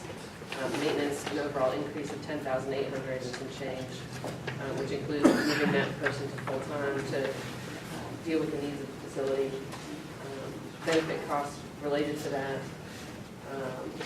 And then the public space rental management, an overall increase of $2,500 for the year, but that's offset by income. So if you look at Ms. Frost's question as to what that 409 funds, if you take the utilities out right off the top, that's the 173. The remaining is the 236,076. Now, you see this? We raise our own funds, and we're not asking for capital funds from the county. We're committed to raising those funds. So that 236 plus these other revenues that we earn from renting our spaces and coordinating the space manager, those things all help support the overall facility, which is just maintenance, operations, insurance, inspection fees, everything that's required to run a facility. Another question. Given that this is a year of transition and everybody is trying to work out one big lease or multiple leases or everything. And I've heard from you three, and Vicky's back over there, and we haven't heard from YMI about this, but Edward, from you and Pam, I heard you both talk about, you can do this whole, or you can do this in part, Johnson, you'd be happy with anyway, as long as you keep the doors open. Assuming everybody would be that way. Do I understand that, given this year of transition, if it's better for all of you to receive one check, that you're all okay with that? Is everybody okay with that, or? We designed, we've been working for a while, up until the city took its step, on a system where we had a committee, a special committee made up of representatives for all the parties, that would be in charge of determining how to spend the county money, okay? Under the understanding that one check is what you wanted to write, and also that all the money had to go to the facility, not to programming, not to administration, and so forth, you know.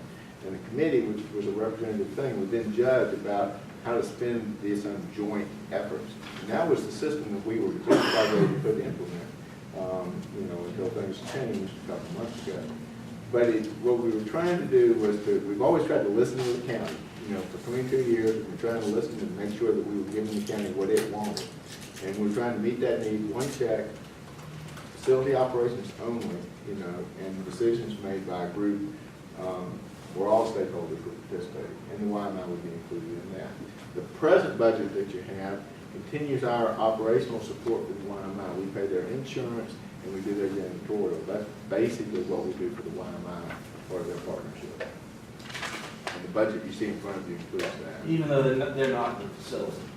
No, we've always done that because they were original Pac Place partner. Right. They are still a PAC place. Right.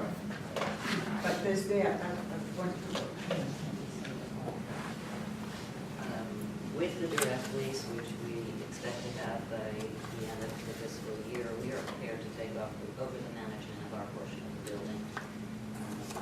With working collaboratively with the other partners to make sure that there are no gaps between one side of the building and the other, and feel that we have priorities regarding the operation of the art museum that can be better and more efficient. So we would be happy to do that if that doesn't work for the county. By a pro rata share, which everybody has agreed, that I think that would be our preference, but we're happy to work out a way to do it the other way if that's. The tricky part is those joint expenses, the things that are common in the budget, you know, and how we handle that, and who makes decisions on how to fix those joint things, like joint air, or joint roof, or these things that just about. I think it's a question of prioritizing parts of building maintenance, and you know, we prepared some ways and numbers and budgets and looking about how to do that. So the 2.866 includes 200 and some thousand that you're estimating would be your share of the 409, correct? Correct. Both utility, direct payment, and then the remaining. So for the point of clarification for everybody here, there is some duplication on our list. Absolutely, Okay. absolutely, and that's why we were 200 trying to, absolutely, and that's why I think we all are up here trying to say, let's not confuse the issue. We went in as we were suggested, and then it became clear that there was some overlap, so yes. How would the utilities be portioned off if there were two separate?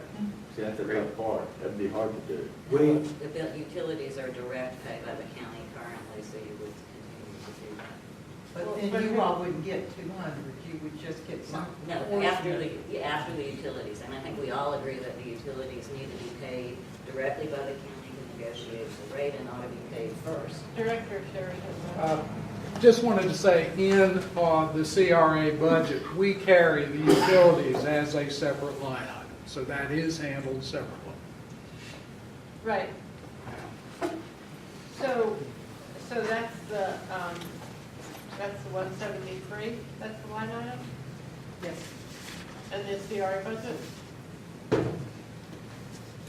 In the CRA budget for this year, utilities is $241,015, and of that has been paid out $117,644. So we track that separately. So that's a different number for utilities.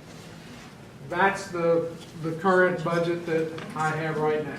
We may be able to bring it in lower than that. Oh, okay, so question. Is the utilities now, since the CRA's formed, is the utilities now operational expenses? So then we would not require a request. Yes, it would. Yeah. Well, I mean, I'm just wondering if they've already went there.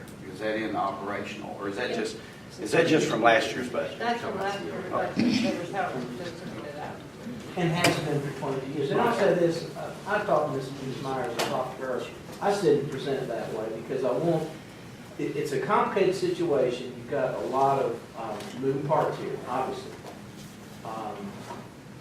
We have for 22 years paid for the janitorial, the rent, and that was part of the deal when it was set up.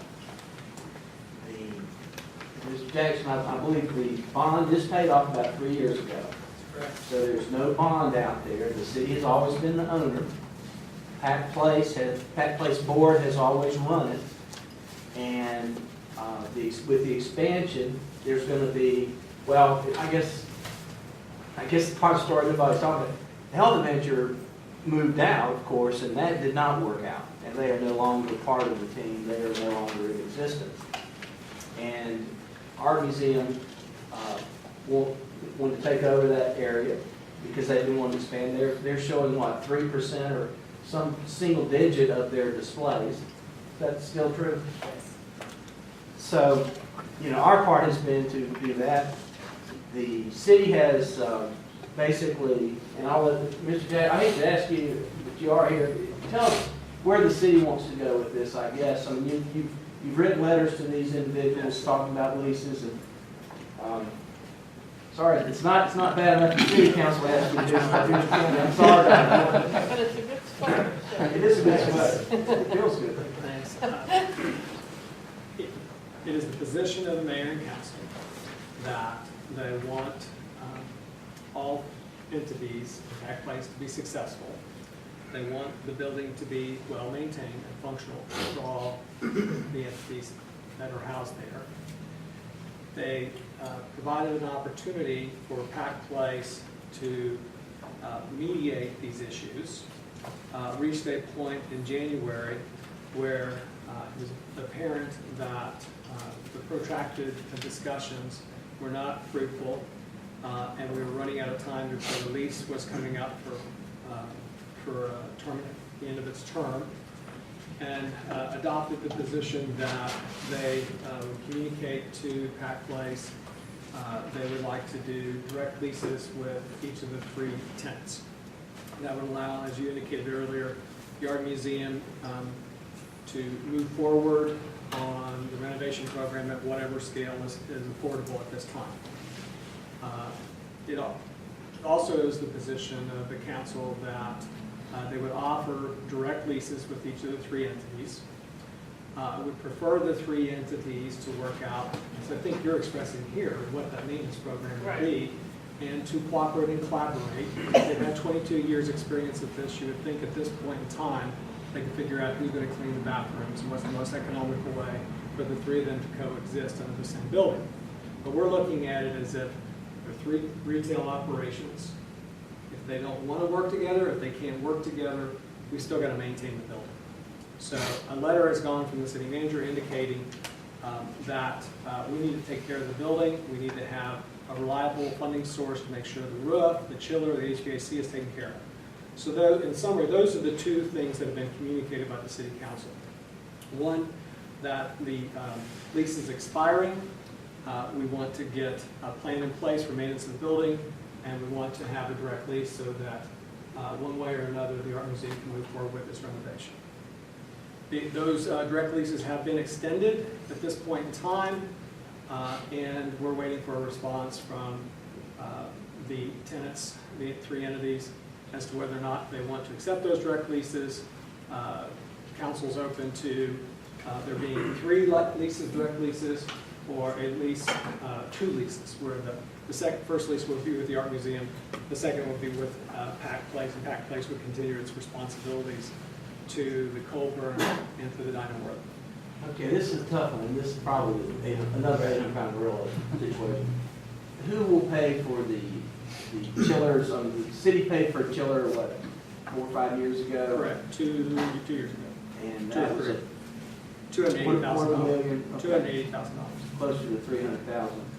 In the future, would you expect the tenants to pay all, part, none of the maintenance of the city, of the building owned by the city?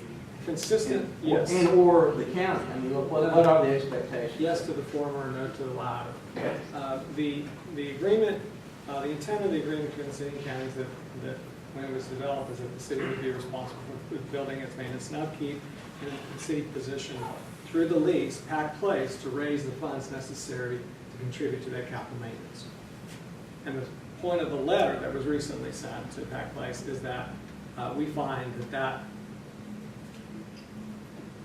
we're taking money out of the city's general fund instead of seeing them create a sinking fund or collecting funds or raising funds for that purpose. So at this point, we're looking for a remedy from Pack Place if they're going to continue in any role, shows how they're going to take care of that.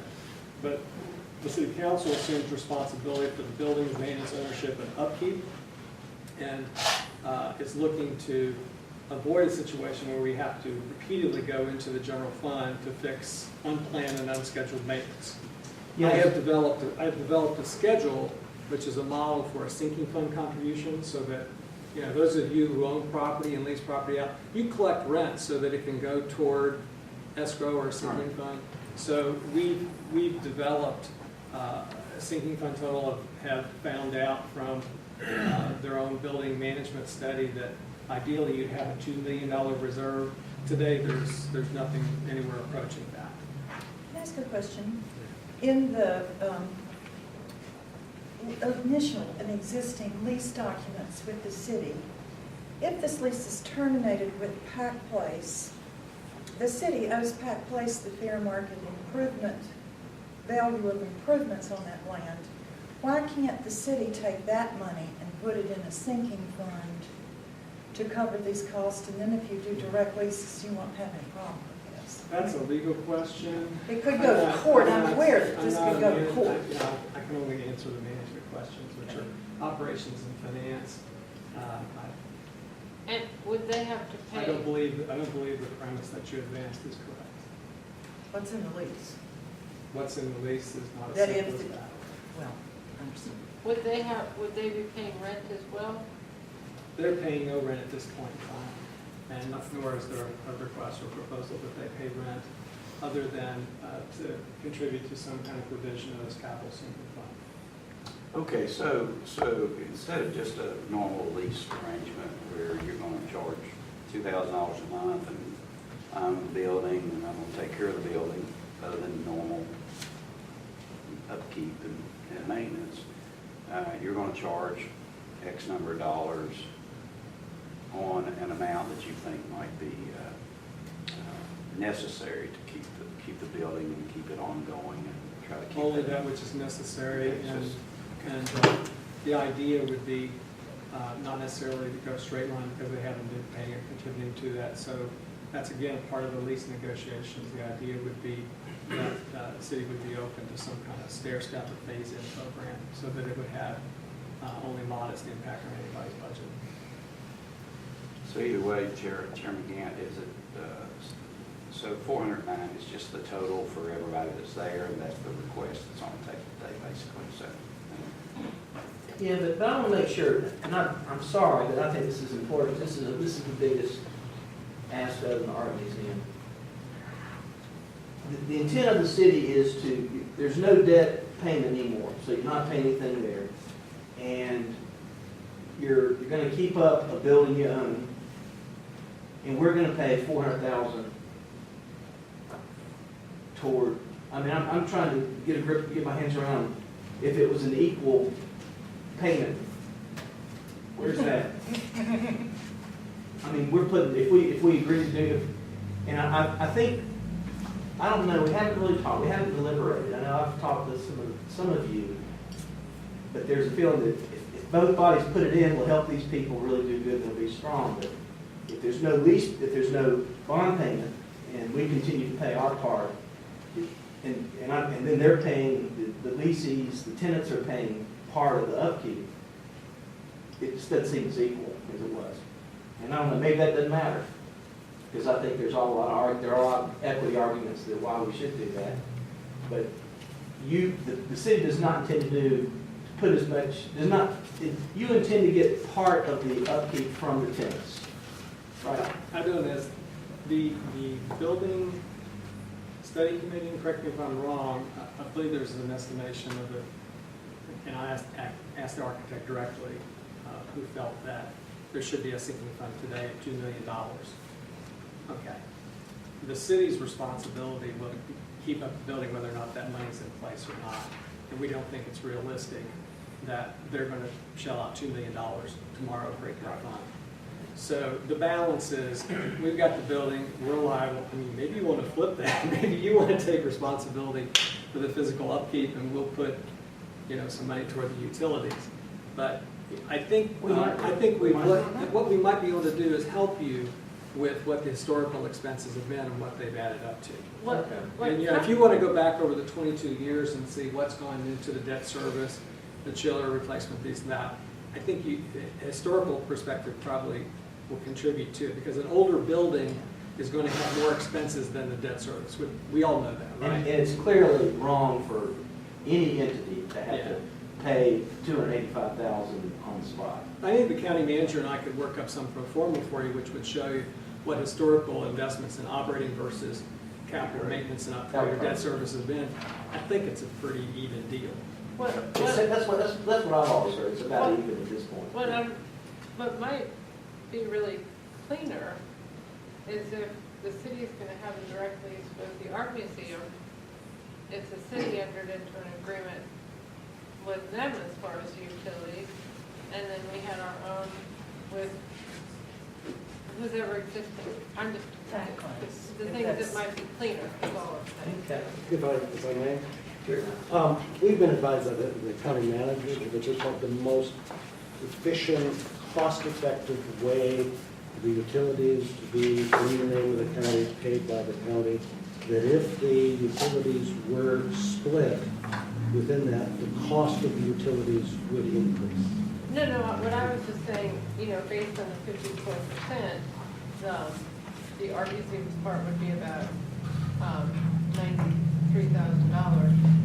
of that 173, so maybe that would be a cleaner way to, the city were to do that. And then we picked up some proportionally for the upkeep of that place. And also, if I may, get correct, within the draft leases, yes, there's the nominal $10 a year rent. But then there's the expectation of the tenants to contribute towards, outside of capital, the care and maintenance fund, general maintenance fund for space dedicated to them, and to the shared space, which is pretty much going to equal what we've been paying now, the $200-some-thousand. So there's the rent, there's a contribution to the care and maintenance, which is considered additional rent in the lease, and then for shared space. So we would be having expenses beyond that $10 per year, plus the capital. And as I say, as you can gather, there's a lot of change going on. There's a lot of change here, everywhere. I'd like some consistency in my life, and you could be that. In the terms of funding for this, as we work this out. And so I think that the key message is... How close is Pike Place to working out a lease with the city? Is that close? The lease expires at the No, but I know you all are. Yeah, lawyers never going to come here. I'm sorry. I'm sorry. I think the lawyers have, as my understanding, they were going back and forth about it. Basically, and the two partners are trying very hard. You had a meeting yesterday, very hard to come up with what they think about the best route together. So it's kind of in their hands. Pike Place has said, we're here at this point, direct leases are arguing, and we're here at this point for the three remaining partners, and they're going to tell us how they want to proceed. So that's kind of where it stands. But both boards have been very active this week in trying to finalize their position on all that. If I may, we received the offer for lease on March 6th of this year, and we are now working on our response to that. When we're not putting on shows and exhibitions and creating schools.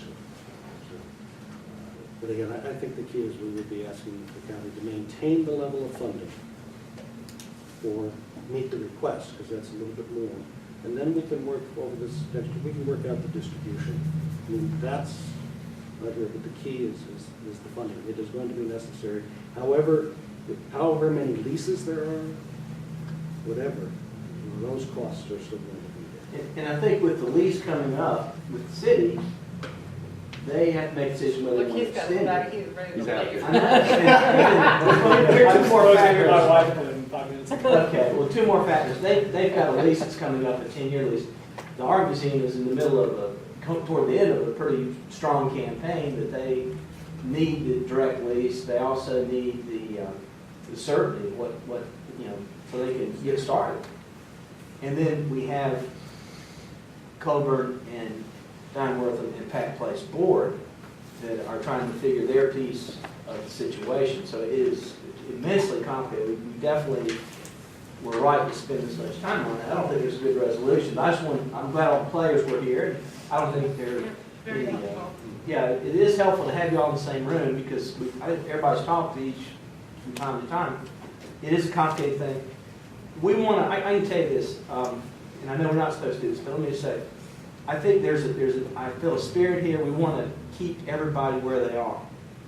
And we're just trying to figure out how to do that. And so we'll probably have to continue talking and do things. And we understand the pressures and the deadlines and the budget pressures and expenses we have here. I do think along those lines as well, I was talking about our 23rd year, that nothing is going to change so dramatically in the next year that you couldn't look ahead just 1 year and say, we'll fund you as it has been happening. You guys got lots to figure out. Nothing's going to change drastically in a year, that would affect the funding this time. Next year, you may look at it entirely differently. But the upcoming year is going to look a lot like the year before.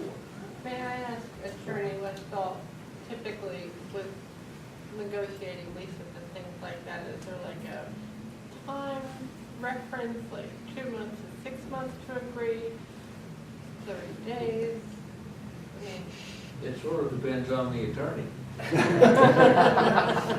Some can be, I don't think there's a standard time frame. Some can be expeditiously done, which would probably be 2 weeks if everybody's working hard and you're reasonably close. You run into stumbles and roadblocks. You can be up to 2 or 3 months. But if you're reasonably close and the attorneys don't despise each other personally, you've got a good shot at working something out in, I'd say, 2 to 3 weeks. Well, and I will say that Pack Place has always been a collaborative spirit, decision-making wise, which makes the decision-making take a long time sometimes, involving boards all the way down to individual board members, and lots of times it just takes us a long time. I can assure you this, nobody works any harder at this than the Pack Place partners, the Pack Place board, at trying to get something done quickly. Okay. Mr. Jackson had a meeting last night, it went a long time. All y'all had a meeting. Does anybody, I will say, anybody else have any other comments you'd like to say? Because this is a very significant allocation. Yes, ma'am. I just wanted to see y'all again. I think some of you know that Colburn is contemplating some significant changes in what we're doing. We're looking at the offer from the city and the changes in Pack Place and what that's going to mean to our mission and our function. But we do feel that for the next year, certainly, we will not be changing a whole lot in what we're doing. Pack Place has been incredibly important to our organization. The children that we serve, the families that we serve, what we bring to the community would not have happened without Pack Place and without the support from the county. I know as Commissioner Commissioner Frost said, when I look at county funding, and I do keep in mind always that we are in Pack Place in a great real estate situation because of taxpayer money.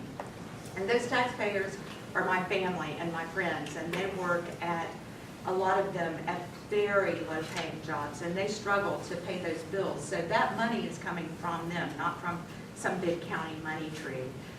So we're really grateful for the Colburn, for what that place has done for us, what it has done historically, and the service it will continue to bring to the community. So, you know, please pay the electricity this year. Well, you know, it was close. I think I missed one part. What offer from the city for you to go someplace else? No, that was not an offer from the city. No. Oh, you said something, you had an offer from the city. The offer. The lease. Okay. The lease, the Okay. direct lease, yeah. Okay. Anyone else? And just one, we have 3 leases, but they also all have to work together. That's a fun challenge.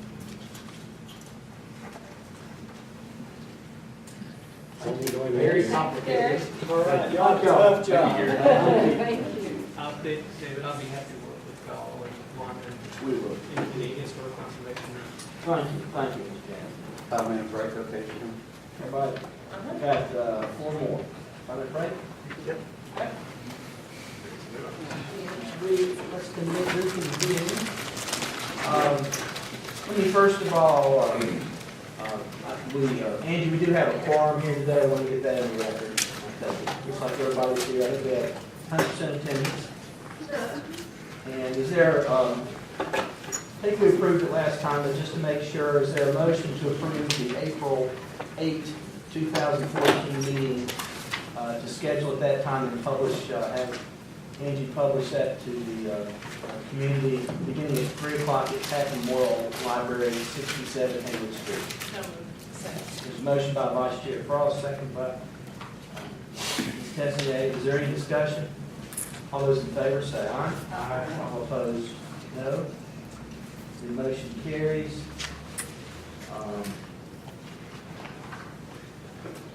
And we will, I would entertain a motion for Mr. Westall to review the conflict and conflict of interest question and report back to the chair under Article 9, Section D18. So, Motion by Vice Chair Frost, there a second? Second. Second by Mr. Kern. Any discussion? All those say aye. All opposed say nay. Motion carries 7-0. Okay, now we're ready. We will hear from Riverland next. Karen Cragnoli Park. Well-deserved name. It's not a park yet. Thank you very much for inviting us here today. We're excited about the CRA. We're excited about the partnership that you have shown Buncombe County in the past with the purchase of the Waller Track. That was a real great example of community participation. It was Blue Ridge Bicycle Club, the City of the County, and Riverlink going forward, making something happen on 11 acres that extends off of an existing greenway. There's a very energetic group of volunteers that live in West Asheville, pretty much all neighbors to this park. And they are a series of professionals. We have our own landscape architect on staff who we've assigned to this project. There's another landscape architect, there's engineers, so there's a lot of really goodwill and a lot of expertise and professionalism. They've developed a master plan. We are the fiscal agent for the project. We're helping them sell deeds of support to put some money aside for some greenway development. And they have a proposal here for about $25,000 for some emergency kind of things that need to be addressed regarding erosion control, some signage, some identification for this little 12-acre track. So I'm going to ask Nancy Watford, who is Riverlink's resource manager, to come up and give you the details. I think we've already handed out the paper. Hi, I'm Nancy Watford, and this is Jack Lyleman, who is the head of our board, and he's going to give a little background about the Friends on the Creek.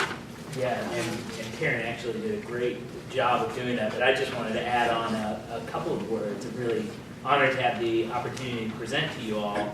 We, a group of community members, as Karen said, came together a couple of years ago as a steering committee. We called ourselves the Friends of Hominy Creek Greenway, and it was made up of community members figuring out how can we, in fact, actually just a little background, many of us had been using this tract of land. The sewage line comes through, and there was always a trail, and the homeless were down there, runners were down there, and we all recognized it as a beautiful piece of land and really wanted to make it a community and public space. So I'm very proud of what we've done. In the last year, we incorporated as a nonprofit and formalized our board, which is currently 6 members. We have an empty position. And we've worked under the umbrella of Riverlink, which has been a fantastic partnership. And I'm also very happy with the last year. We worked very hard to build and expand those partnerships, in particular with the city of Asheville. We've signed a partnership agreement, a stewardship agreement with the city as stewards of the park, and that has been an unbelievable partnership. And I'm speaking for myself, but I hope I can speak for the city, is that I think they really see it as a model partnership of what a community group and government and what it can look like working together. And so I'm very proud of where we are right now in the state of our master plan. And we are ready to get dirty. We are in the position right now to create. Sounds like you already have. Yeah, well, yes. But I will say, and then I'll turn it over to Nancy, it's just we really worked hard. And I think what's exciting is this 12 acres or 14 acres, depending on which survey you look at, it's going to be much more than a greenway, much more than a public place. There will be, it will be a place for students to come down and learn about ecology. It will be a place for people to appreciate the incredible history, the dam that was there, made by Edmund Carrier in 1890. It is a fantastic resource for the county. And I'm going to turn it over to Nancy to tell you a little bit more about it. Yep. So over the last year, we've been working with the city and the Parks and Rec Department to help develop our master plan through a number of community events and getting public input. And that's one of the large sheets that you have as a handout. And from that master plan, we're now allowed to move forward and actually do some implementation of some small projects that we feel are pretty critical to the Greenway and to the park itself. So, and I guess in our strategic planning for 2014, we kind of highlighted the things that came out of the master plan that we could actually take on. Because the city, we're working with the city because they'll be doing some components like the design of the Greenway, where most of the other elements are sort of in our hands as the friends and the stewards of the park. They'll hinder, parking and that sort of stuff. But so we came up with a list of kind of wrap up. Yeah, so we came up with a list of projects that you can see, and the top 5 are the ones in the proposal. And they're our top 5 because they're things that are critical to the actual success and continued use of the Greenway, specifically prior to it being an actual paved Greenway surface. There is some major erosion sediment control issues, along with a number of invasive species all along Hominy Creek. And then we also have, in this proposal, is doing some community aspects and building sort of a forest garden, working with the Fruit and Nut Club, working with Greenworks to continue doing stream bank restoration, pulling out the invasive species and planting native species. Okay, I think we've got it. Are there any questions for Ms. Wadford or anybody on this project? Where is the community forest garden going? Seems like a pretty big amount of your money, Yeah. $3,000. Yeah. That, my mind goes to, Right. okay, well, there's trees along the trail and there's all that. Yeah. Probably you take $3,000 and spend on that, and maybe you could use it for more kiosks or something. Yeah. Part of that is because there's additional trails built into creating sort of a forested park in the larger section towards Shelburne Road. There's a larger swath of land that's fairly open that is where we're really going to concentrate working and building those trails and establishing some trees and that sort of thing. Any other questions? As the city Parks and Rec, are they on board with everything on, they want to do with the 25,000? Yes. Yeah, and you know, the master plan, which was drawn by the landscape architect people of the city, and we've been interchanging with them. They have a list of our priority projects that we've identified, the educational classrooms, and the other things that Nancy has put, and they're on board with all of those things. The next phase, of course, is to look and sort out more of the details of those plans. And we've just gotten to that point as we've completed the master plan. Now we're ready to start working with the city to develop the specifics of those. Okay, great. Are you getting any money from anywhere else for the $25,000 goal, or? We are doing independent fundraising. That's part of because we don't. Yeah. Because we are looking at trying to implement some of these projects even if we don't receive funding. So we're continually fundraising specifically for the outdoor classroom, and the drainage improvements and the kiosks are the critical ones that we are fundraising for. And we kick off our fundraising drive in May. We have an event in May. I will add, we do have the Blue Ridge Bicycle Club on our behalf wrote a grant, was awarded a grant from New Colburn that was, I believe, $1,500 that was slated specifically for erosion projects. And we sort of put that on hold because we felt like we had to get the master plan in place in order to move forward. That was sort of our agreement requirement with the city. And last Wednesday, we had our final presentation of the master plan to the public, which was the final step in that master plan. So at this point, that master plan is ready to go, pending a couple of small tweaks that people was making to it from feedback at that event. So we're kind of a shovel-ready project, and there are various things that need some details worked out to, I guess, make them efficient. And this 25,000, how does that compare with money that you're getting from the city?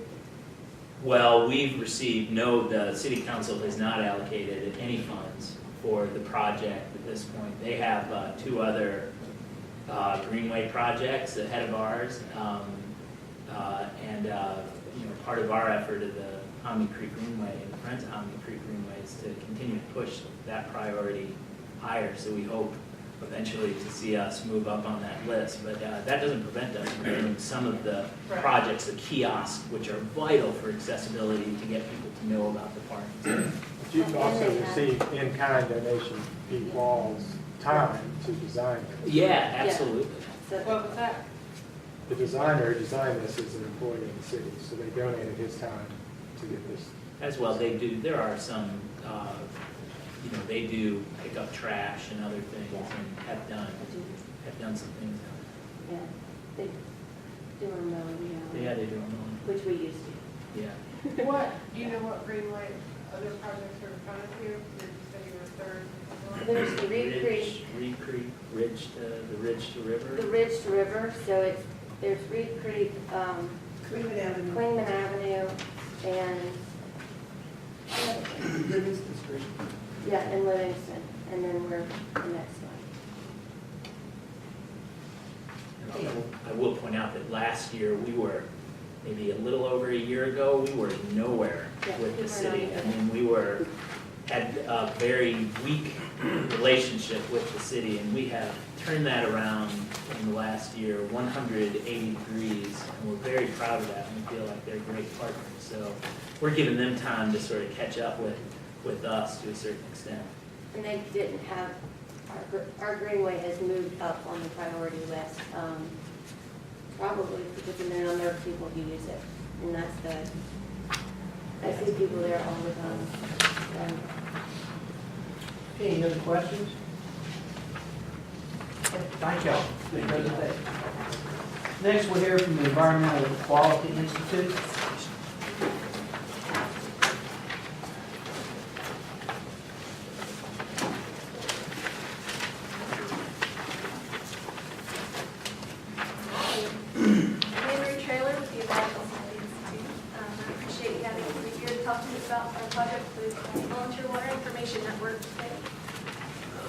Here's a map of our sites. BWIN is a stream monitoring project in western North Carolina. We have about 150 sites region-wide, about 12 different counties, 49 sites are in Buncombe County. It's a project that's been going on since 1990. It aligns with the county sustainability goals and partnerships for conservation, preservation, and restoration of natural resources in order to conserve and protect water resources. It's co-funded with the Buncombe County side of the project. It's co-funded. It has been co-funded by Buncombe County, the Metropolitan Sewerage District, and the City of Asheville Stormwater Services. This is just a map. It's got we have water quality ratings that are generated each year for the sites. So that's what that's a map of right there. It is a volunteer program. We train volunteers to collect the samples from the streams each month.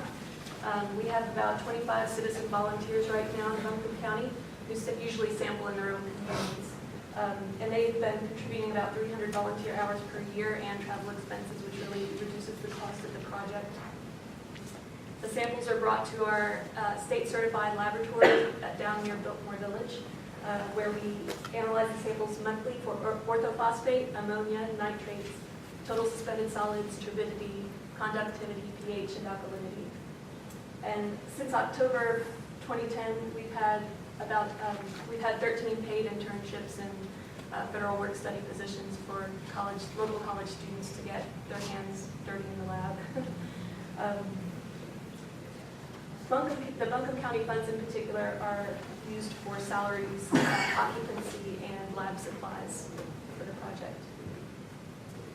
Each year, we generate an annual BWIN report, which has water quality grades for each site, summary data for each of the chemical parameters per site, water quality ratings compared across all of our western North Carolina sites, comparisons of the data to state water quality standards, and water quality trends with time, stream flow, and season. The reports and raw data are available to the public via our website or by request. In addition to the reports, our BWIN partners receive monthly data after each sampling occasion. This year, you can imagine we were seeing a lot of increased sediment with all the rainfall we had over the summer, and a lot of increased conductivity with all the road salt that was applied this kind of rough winter. Buncombe County Soil and Water Conservation District staff use the data to support management plans and create watershed reports across the county. And a couple examples of the data usage have been Newfound Creek up in Leicester and the Ivy River watershed out in Barnesville. That's in cooperation with the Madison County Soil and Water Conservation District as well. The data is used to justify water quality improvements, support grant requests, raise red flags about water quality declines, and to help watershed managers utilize limited resources most efficiently. The Metropolitan Sewerage District in the City of Asheville use the data.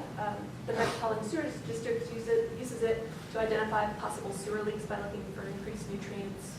And the City of Asheville Stormwater Services Division uses it to assess stormwater influences to urban streams, such as Ross Creek and Dingle Creek here. We've had, in the past year, we've had community inquiries about the water quality data in Bull Creek in Riceville, Reed Creek and Glen Creek near Montford, South Creek and Beaver Dam Creek near Beaver Lake, and the French Broad River. A lot of the requests come from students or teachers, as well as community groups and interested individuals, concerned individuals that look at a stream and say, it looks a little weird, does anybody have any data on that? We're currently developing this map. It's not beautiful yet, but we're currently working on an online map to display our data online. And we're working towards better communication with the public about the results. So what you'll be able to see is you'll be able to zoom into an area of interest, say Buncombe County or a certain area, and click on a site and have water quality ratings and things come up, as well as links to our annual B1 reports so that they can actually see what went in those and more information if they're interested. The map itself is not something that we're asking money specifically for. It's just part of our work for the region-wide program. We greatly appreciate the past support of Buncombe County. It's been helping to fund this project since 1990 when they started. We really look forward to continued participation with the county. And I'd like to thank the board and our region-wide partners, our city and county partners, and all of our volunteers and interns that have put so much work into it. I'll take any questions you have. Is this the program that Rick Moss started? Yes. I see UNCA. Yes. The Environmental Quality Institute used to be a center at UNC Asheville. And in 2009, with all the state budget cuts, they cut it. And so I started up as a nonprofit instead because we were grant funded anyway. And B1 is our major project. We have a second project, biomonitoring many of the same streams, and that's paid, it's a grant through the Pigeon River Fund, but that's separate. Those are our two major projects. Any other questions? How much does the county give you currently? It's a little over $8,000. It comes out to be about $35 per sample per month, and I think it's 19 samples that the county has been contributing towards. And that's 8 different chemical tests together for the $35. Great. Okay, anybody else? Thank you. Thanks so much. Next, we'll hear from YMI Cultural Center.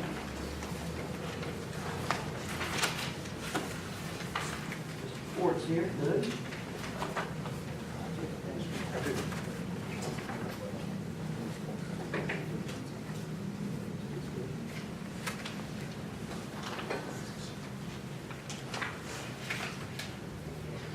Rich, we'll do 5 minutes, and we'll, for both Mr. Ford and WNC Communities, we'll put the sign up in 1 minute left. After we get 5 minutes, 4 minutes, we'll put the sign up. And then any questions, people have.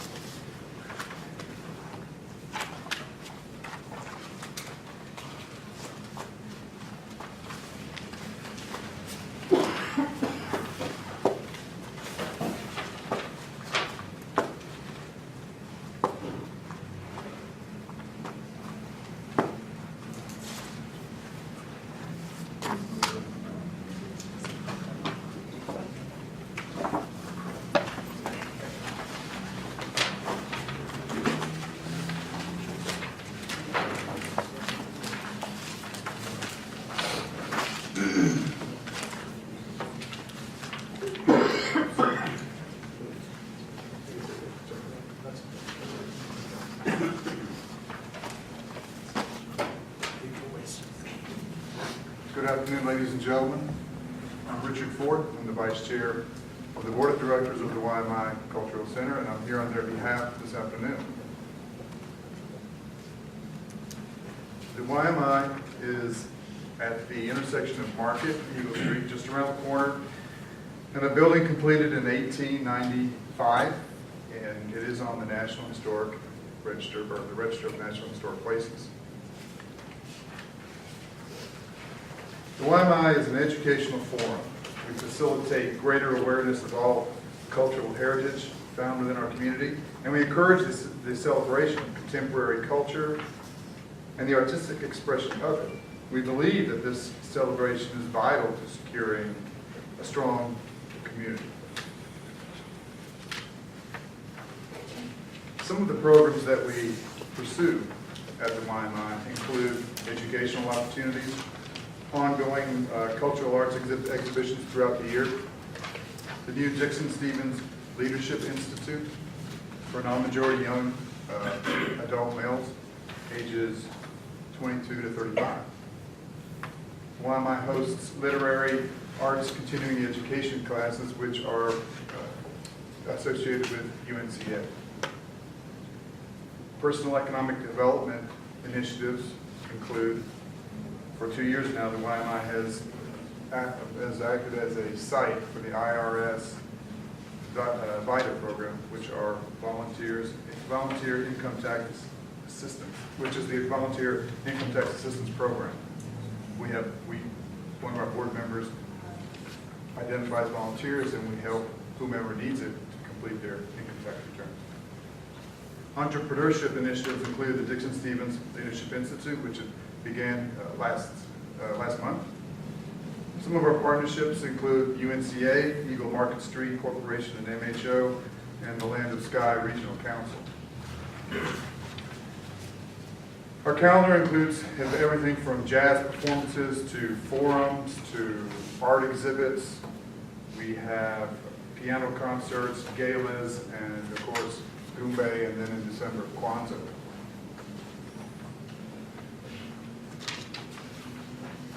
Ongoing events include wedding receptions, dance events, drumming classes, forums again, and now and then tours of our historic building. We try to use our greatest asset, which is our building, to help with the make ends meet. And we all appreciate the assistance that Buncombe County has provided over the years, and we look forward to a long relationship with you all.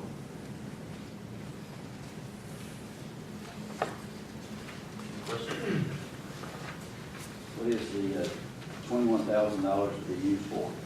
We use it to pay the rent, fix the roof, electric bills, light bills. So pay the rent. Not pay the rent. Yes, and mortgage. Not Oh, pay. you have the mortgage We have a mortgage. for the building? Yes. Okay. Sorry.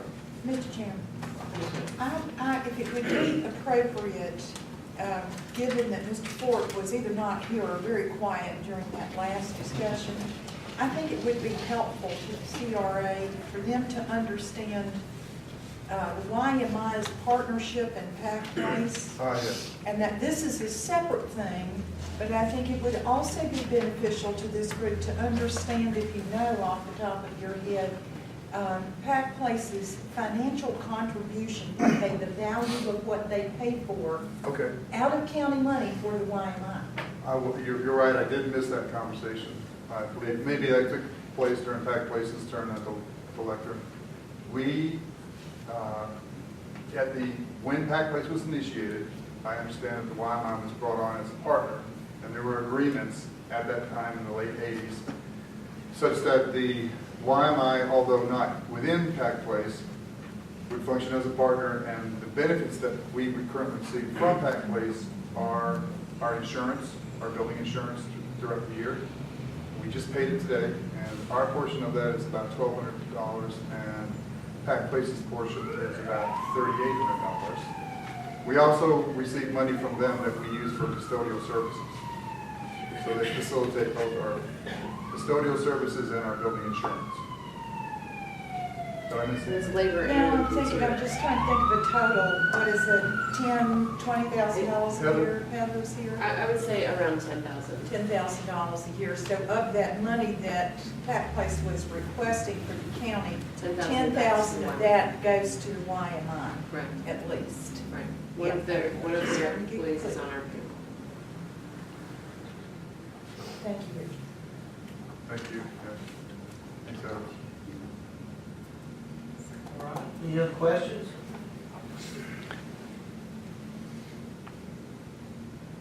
Okay, thank you, Mr. Ford. Thank you It's all. good to see you. All right, our final presentation of the day will be WNC Communities.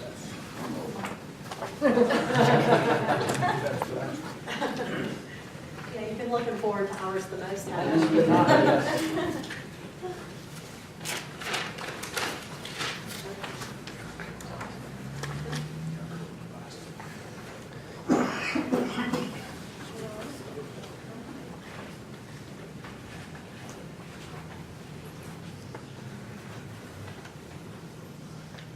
Is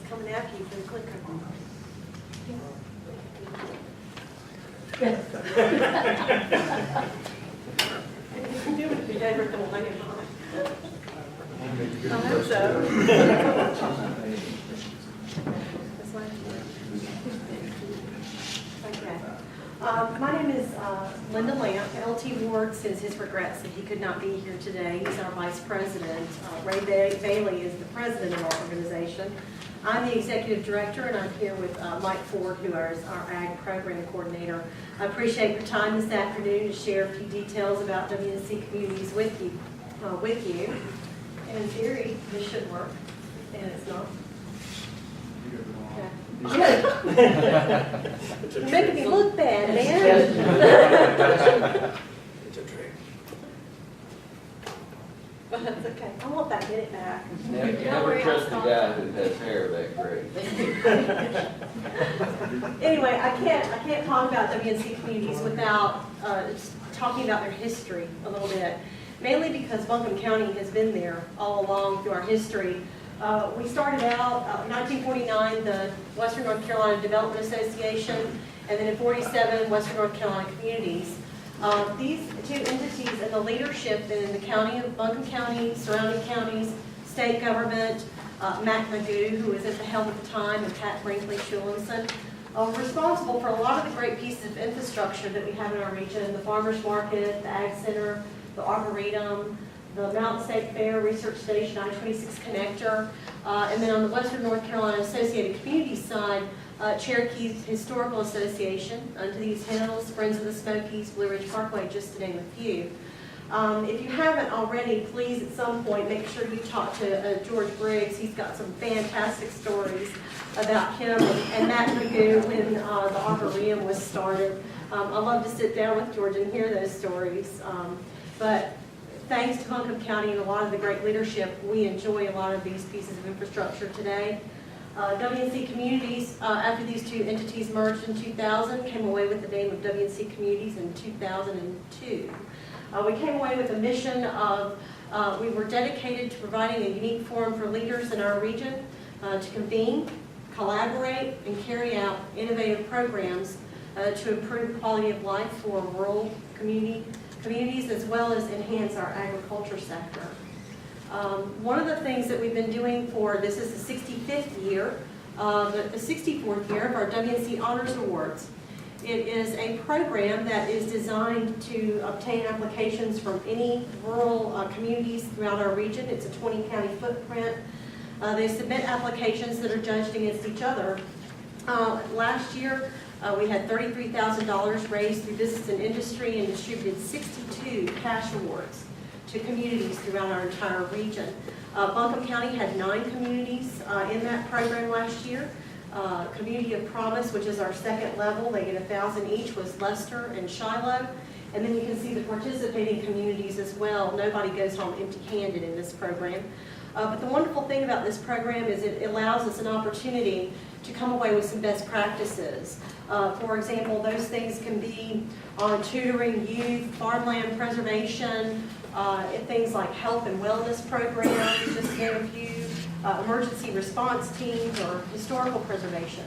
And when a community from Rutherford County hears about that going on in Buncombe County, it encourages them to take that program on. It's a very grassroots program. It's been very successful for a very long time, and we're very honored to continue this program.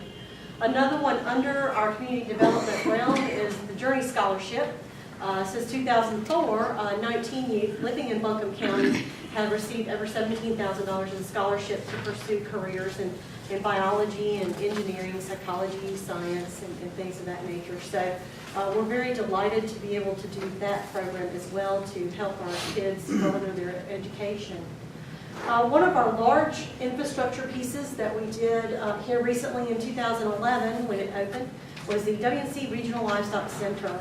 Buncombe County was a huge contributor to that. We're very grateful. Not only were you a contributor, you also stepped up and did a match program for some of the other counties to contribute. So the economic impact of currently is $54 million, $2 million more in the producers' pockets, which is what that program is all about. We're also proud to say that over 50,000 head have been sold, including the video sales. Another program that we're pretty excited about is our education component to educate producers in the region to get $100 more per head, and that is through education in dehorning, castration, vaccination, and nutrition. We're delighted to be able to work with Steve Duckett at Buncombe County and Ethan Henderson. Very pleased to work with them to get the word out to our producers to help them make more money. Another program that we're embarking on is our Brewers Grain Alliance. This has been underway for about a year. And the whole idea is connect farmers to brewers' grains. Out west, of course, they have a one-stop shop. Most of the brewers out west end up giving it to a feedlot, and that is not the circumstance here. So what we have done is we have combined our dairy commission and our beef cattle commission in order to get some brewers' grains to those farmers in order to help them and open up more crops for other purposes. These are some of the outputs of the brewer's grain with Oscar Blue, Sierra Nevada. Our strongest relationship, our direct relationship at this point is with New Belgium. We're working with them to get the head to be able to consume those grains. Those are the trailers that are needed per week. Our last two programs I just want to briefly touch on because we're very proud of them is the Ag Options, which is done through Extension, but we're the administrators for that program. Buncombe County has benefited greatly from that program. The farmers here, over $220,000 since it started, for innovative programs for farmers who are getting out of tobacco. And then last year, the Commissioner of Agriculture asked WNC Communities to manage the TVA Ag and Forestry Fund.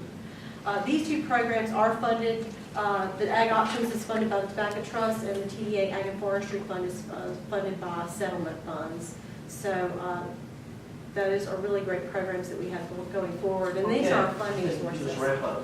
Yeah. Everybody's saying I'm trying to be fair with them. Right. This is our funding sources. Just a quick list. We request $15,000 from Buncombe County, which is about 8.3% of our budget. So if there are any questions about, we have a lot of programs, so thank you for giving me the time to review those very quickly. If there are any questions that I can entertain. What is this money for? The money is for our program of work. It helps us with our community development and our agriculture So programs. it's for to fund staff for all of these things? That It you assists us with staff, but also directly for the programs themselves. We have one full-time person, which is me in the office. And we have a part-time ag program coordinator, which is Mike Ford. And then we have an ag program coordinator, or we have a WC agriculture program coordinator for the Ag Options, which is paid for by Tobacco Trust. So, any other questions that I might entertain at this time? Well, thank you again for your support over all these years. We've been able to do some great work together, and we hope to continue that. Have a wonderful evening. And I'll give it back to you. All right. We've heard.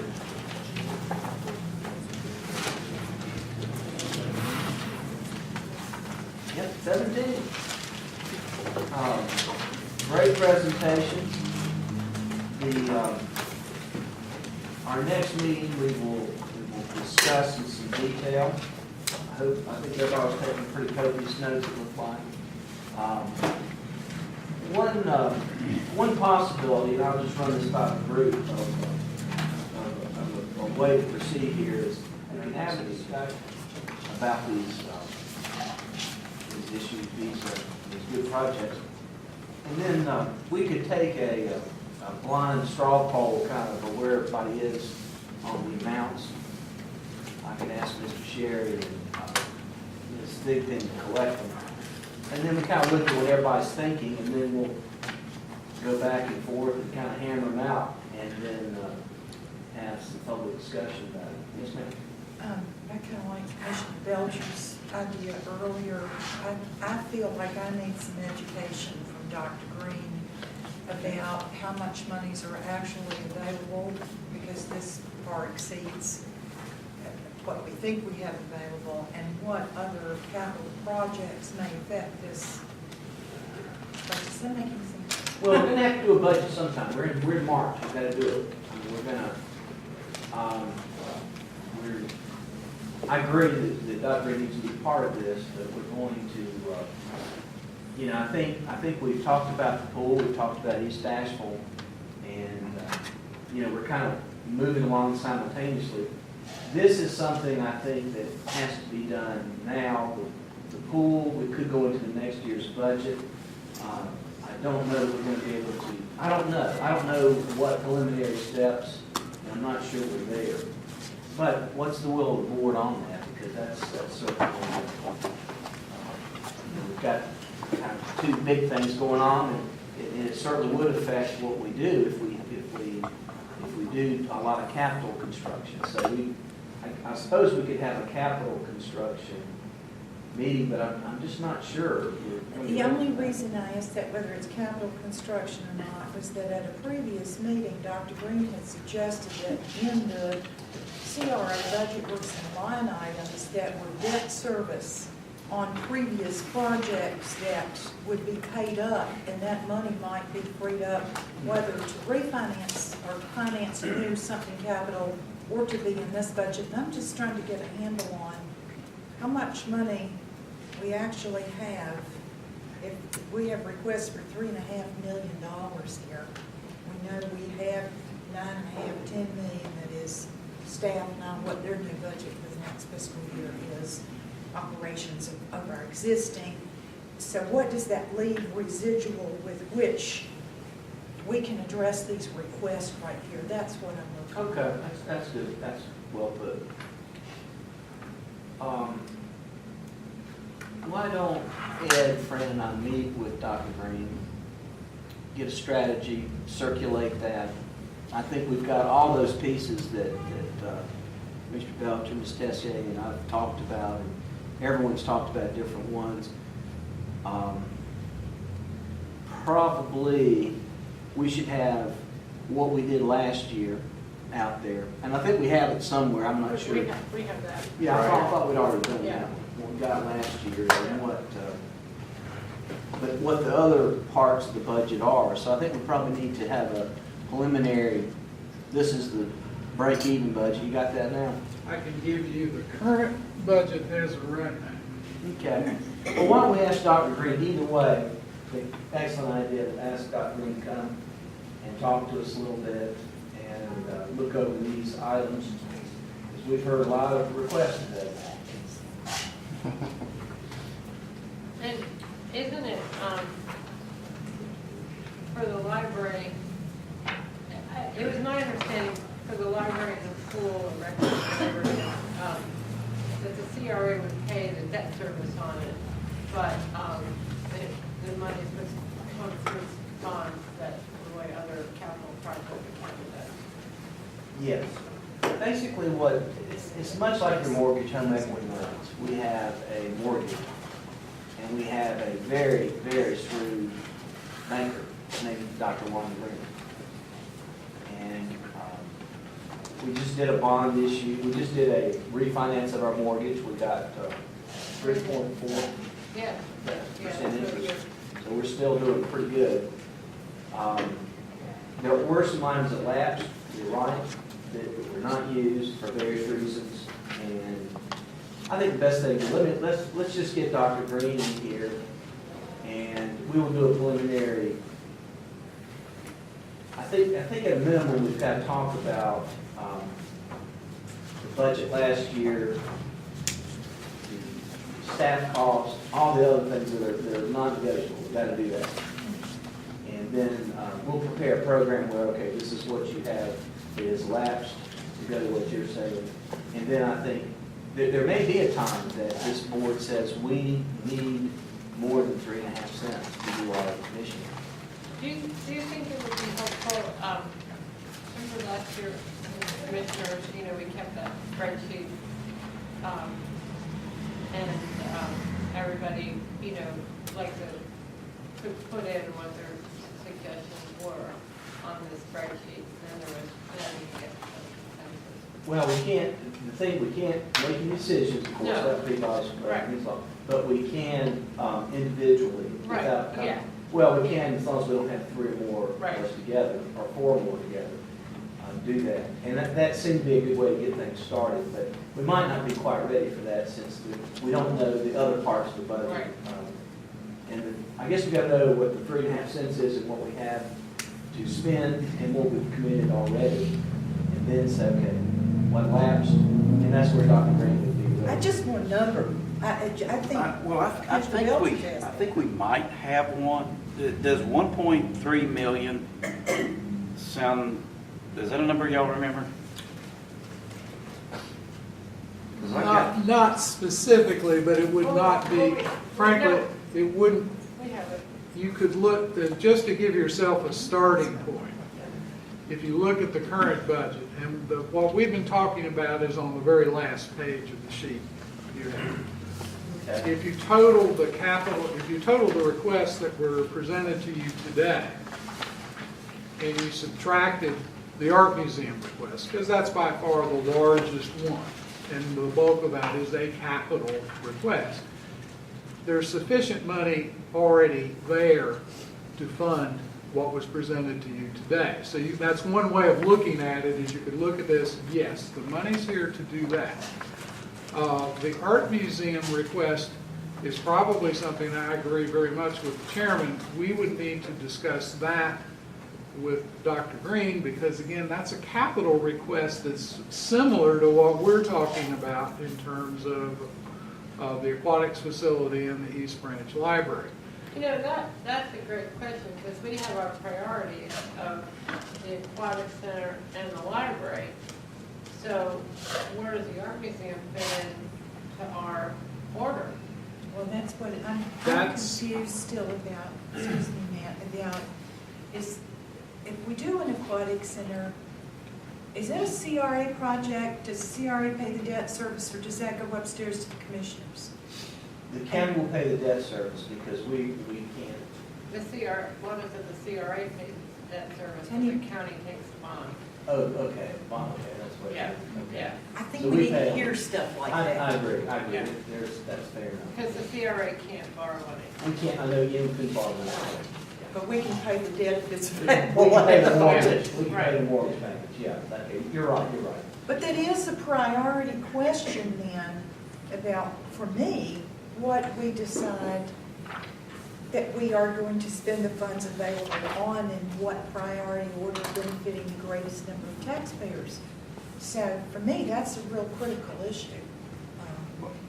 What I'd seen before was total revenues are 10.5 million, right? And current, the expenses are 2.3 million. So there's $1.3 million left in excess. I would, I'm not going, without having more than I've got in front of me, I'm not going to render an opinion on that. I think for there, we really do need Dr. Green, because we're looking at what the revenue of 3.5 cents will be in the next budget. That's key piece of information, number one. Number two is really going to be what is going to be charged to the 3.5 cents of CRA versus what's going to be charged to somewhere else in Buncombe County. Again, that's at the level of Commissioner and Wanda Green. Because I don't see, we've done all this stuff with priorities and order and pretty clear about the aquatic center and the library. Well, I think we're at a good point. I think we have, we will meet with Dr. Green, and maybe George, maybe the four of us meet, and talk about the best way to present, and we'll talk about the capital. See, I just don't see, frankly, folks, I just don't see how we can, I mean, we're almost in April. We've got to do this by June 30. So I don't see a pool in this year's budget. Yeah, I really don't. I mean, I think it's a great thing, but I don't see it this year. I don't think we can get ready if we met every week for the between now and June 30, because there's just a lot to that decision. That's just my opinion. Is that, we can talk about that in another meeting, which I would recommend, but I'm wondering if that is a phased expenditure, whether or not you could do whatever land acquisition or something, I don't know. Well, that, yes. Planning. Yes. Planning, design, and then do actual construction. We don't have nothing, it's another, it's a. For example, in the operating budget, just for the library that we've already submitted to the budget department, I put into there a request for the design money for the East Asheville project. In other words, it's not a capital expense at this point. We're looking to do that preliminary design work. So that is, that's yet another option. I think where staff, where we need direction is in terms of this board's overall priorities. What's one, what's two, what's three, and so on, so that we're ultimately, as the CRA, going to be making a budget recommendation to the county. And I think that will go into the overall county budget process. We're one piece of that. The commissioners, the full board of commissioners has to approve the CRA budget and tax, is my understanding. And remember that July 1, we have a new budget, new funds. So, But I don't see, well, we couldn't have, getting numbers from like USS Swim, all those organizations be at least part of making an inroad toward the aquatic in this coming year's budget. Yeah, I agree with that.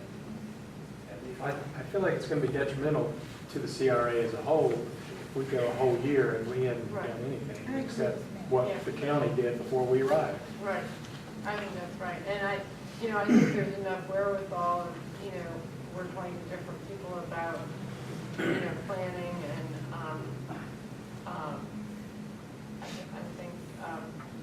I think that Matt has a really good point. I agree.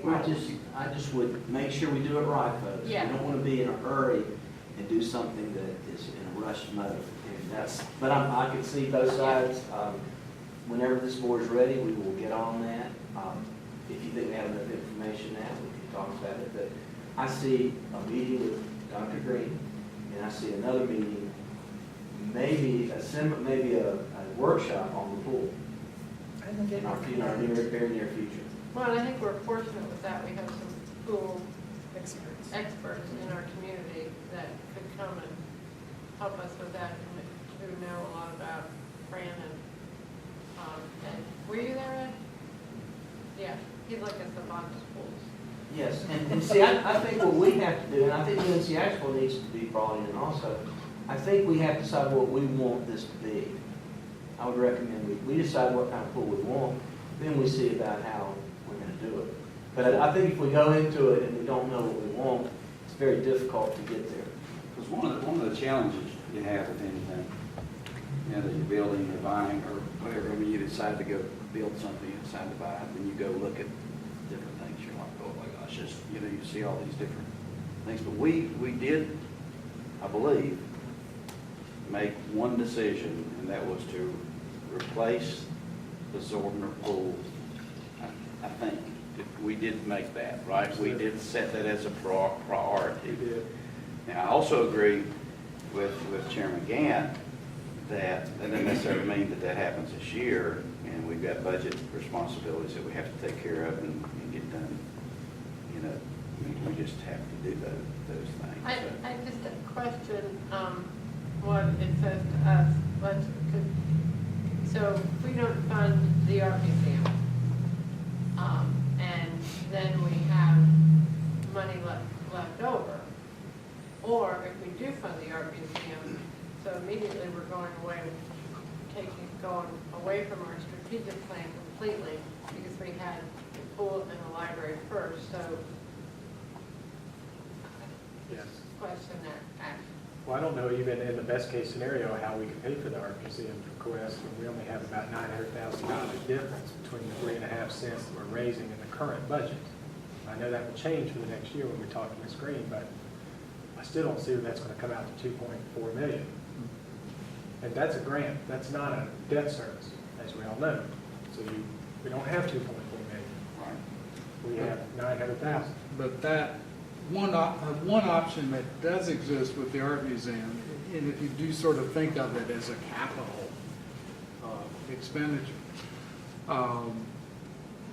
if this board chooses to make a recommendation to spend funds there, you don't have to fund the entire request. Or, since we are an ongoing organization with a dedicated tax rate, you could fund some this year and a commitment to fund some in the following year.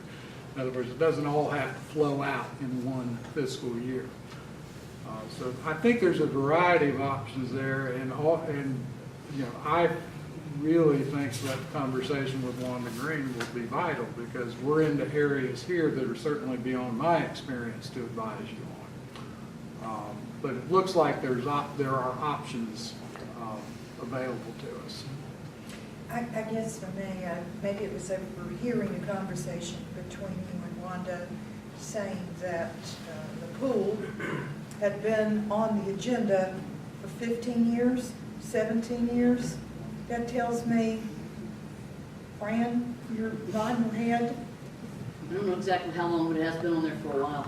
I guess. I think we need to do something. I guess the way I look at it too, I mean, if we have to meet more often, but to me, to reach a goal that's been getting kicked around for 15 years, even if it's, to hear from these experts, find the best location, what we want. Do we want to have a rec center? Do we want to have strictly a pool? We know Buncombe County schools have said it doesn't have to be replaced where it is. They're happy to have it wherever. So, get all these facts, put them together in a room and come up with consensus of what everybody wants, but at least to have another year roll by and nothing happen and say we're going to do it next year. Well, maybe, I don't know, is it possible to, as the Capital Development Committee, is that your committee, Joe? Maybe it's possible to set aside some money designated toward a priority for which we don't necessarily have a grant or a project expense yet. Does that make any sense? I'm not following. Well, suppose we wanted to, instead of give this or that pile of lunch money, we wanted to say, we need to reserve for $500,000. That could be debt service, that could be planning money, in this coming year's budget toward development of our priority items, given that between now and May, we probably aren't going to have a succinct budget for the pool, as you said. So you're saying it's $75,000 for $1 million. So you're saying if we were doing a $6 million pool to accrue $450,000 in the budget, and you'd be basically planning for a $6 million pool. Is that what you're saying? And then you just have to ask, Ms. Green, is that possible, or is that even the direction we want to go? Because I don't know how much a pool will be.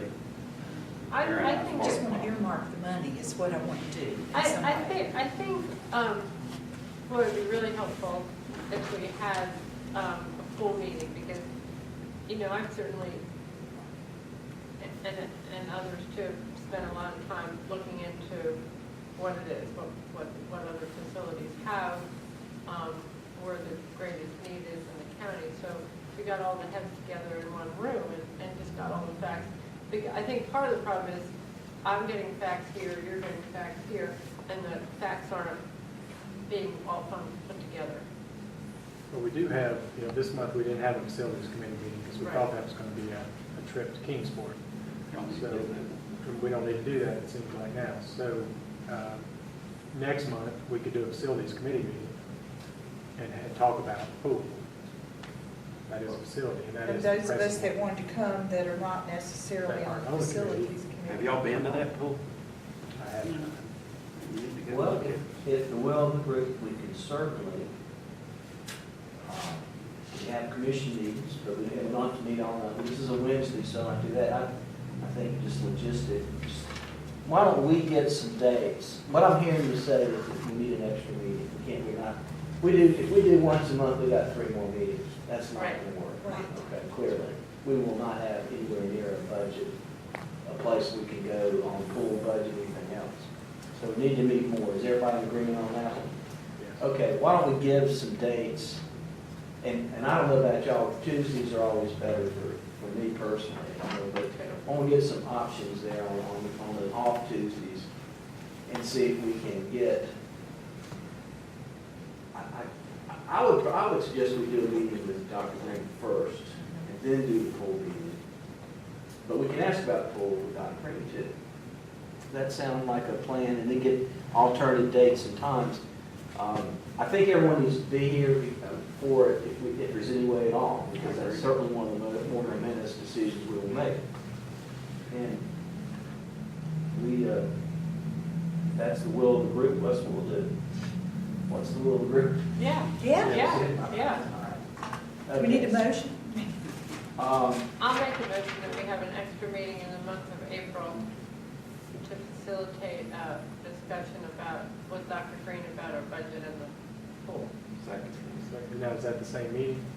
Should be. Well, we got one the 8th now, so that would be the 22nd. We have a commissioner meeting the 15th. Do you want to do it on do you want to do it at the next meeting? Or is that too soon? Don't we have to have this meeting with Dr. Green before we can make a decision about these grants? I think we can do Dr. Green next week. Probably. Yeah. We'll check and see Bring her, her. we might be able to, that's not a big list. No. We might be able to have, if we know how much money we're working with as far as the pool, Right. we'll know how much we got here.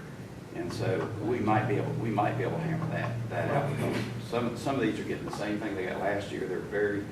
Some of these are like easy, and some of them aren't. But, we might be able to hammer it all out in one meeting. Well, in the month of April, it looks like it has, I think it's got 5 Tuesdays, so we have some extra time if y'all, that's what the board wants to do. Want to try to do it on the 8th? I'm going to try to get Dr. Green here and, On the 8th. on the 8th for sure, and then have, let's start our whole discussion. At that meeting? Yeah. Maybe get anybody that, She's going to talk about money though on that 8th meeting, is she not? Yes. Because we have to then when would we make a decision about these grants at the meeting on the 8th? Yeah, I would think so. I think we can. I'm not sure I'd be comfortable in this. Well, I guess we could be, it depends. Why don't we just put it on there, and if we're not ready, we don't get to it that day. We've got a couple more meetings. So for the next meeting, we'll ask Dr. Wanda Green, and we will meet with her beforehand, if that's possible, just to kind of tell her where we're going on this and what we're going to need. And then also begin a pool discussion. Because it seems to me we have to reach a meeting of the minds about what we envision this pool to be. And then we go to the community grants, kind of in that order. Yeah, Dave, one thing I'm thinking about is, what you could do is back up and really think about developing a programming contract to get someone to help you do the programming step to figure out a process that leads you to what it is you want in a pool or a recreation facility or whatever it is. And think of it more like a request for proposal or something. Yeah, and get some professional help to really get to that place where you know what the value of the pool is and have the implications regarding servicing, financing. Can't John Creighton do that? I'm sorry. Can't John Creighton do that? Yeah, I don't care personally how it happens. I just think your first step could be programming as an architectural process. Yeah. Okay. Maybe John would meet with the facilities committee to begin to lay that out, so we Right. have a path to follow. And I Yeah, think so that really would you're be taking an helpful. action saying we're going to program this facility. Right. We don't know what it's going to cost, what it's going to have in it, but we're going to process this. When we get to the end of that, we're going to know what it is and what it's going to cost, what our estimate is. Maybe when we have that pool meeting, John, it would be helpful if John were there. What do you all Yeah. think? Oh, yeah. John's built hundreds of millions of dollars worth of things.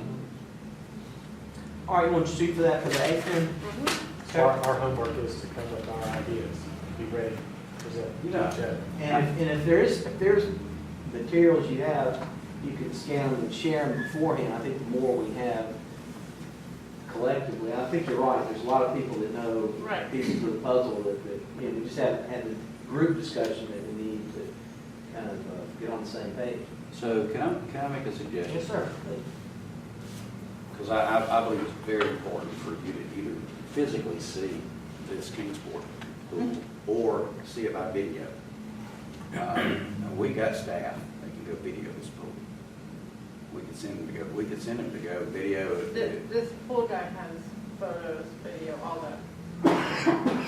I'm sure he does. I'm sure it's, but Yeah. this is an existing facility. Right, what he has is PowerPoints of all the pools, pretty much in the southeast especially, built with USS specifications. So we can have like a big swath to look at. There's Kingsport one of those. Yeah. Did he design that? He didn't design Kingsport, but he is an active participant in that program. He understands that facility really. He was impressive. I met with him. He's impressive. And he also can elaborate on the link what USS Swim does as far as coming in and they'll come in and give the designs, and that's who did Kingsport. But USS Swim is a big player, and they will do a lot of things for us. Did he not say they would come for free? Yeah. They'll come for free and help with the program. And Where's he from?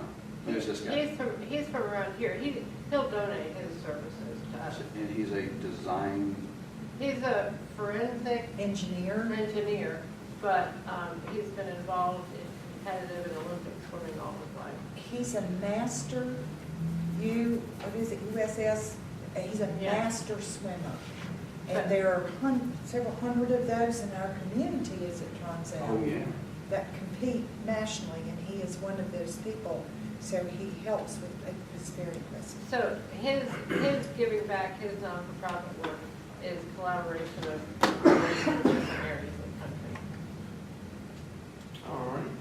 So I would assume as long as he has, those type of facilities to show the people here. I'm just saying, it's important that they see that. Yeah. And I know you guys would agree, it's important that they see that type of pool.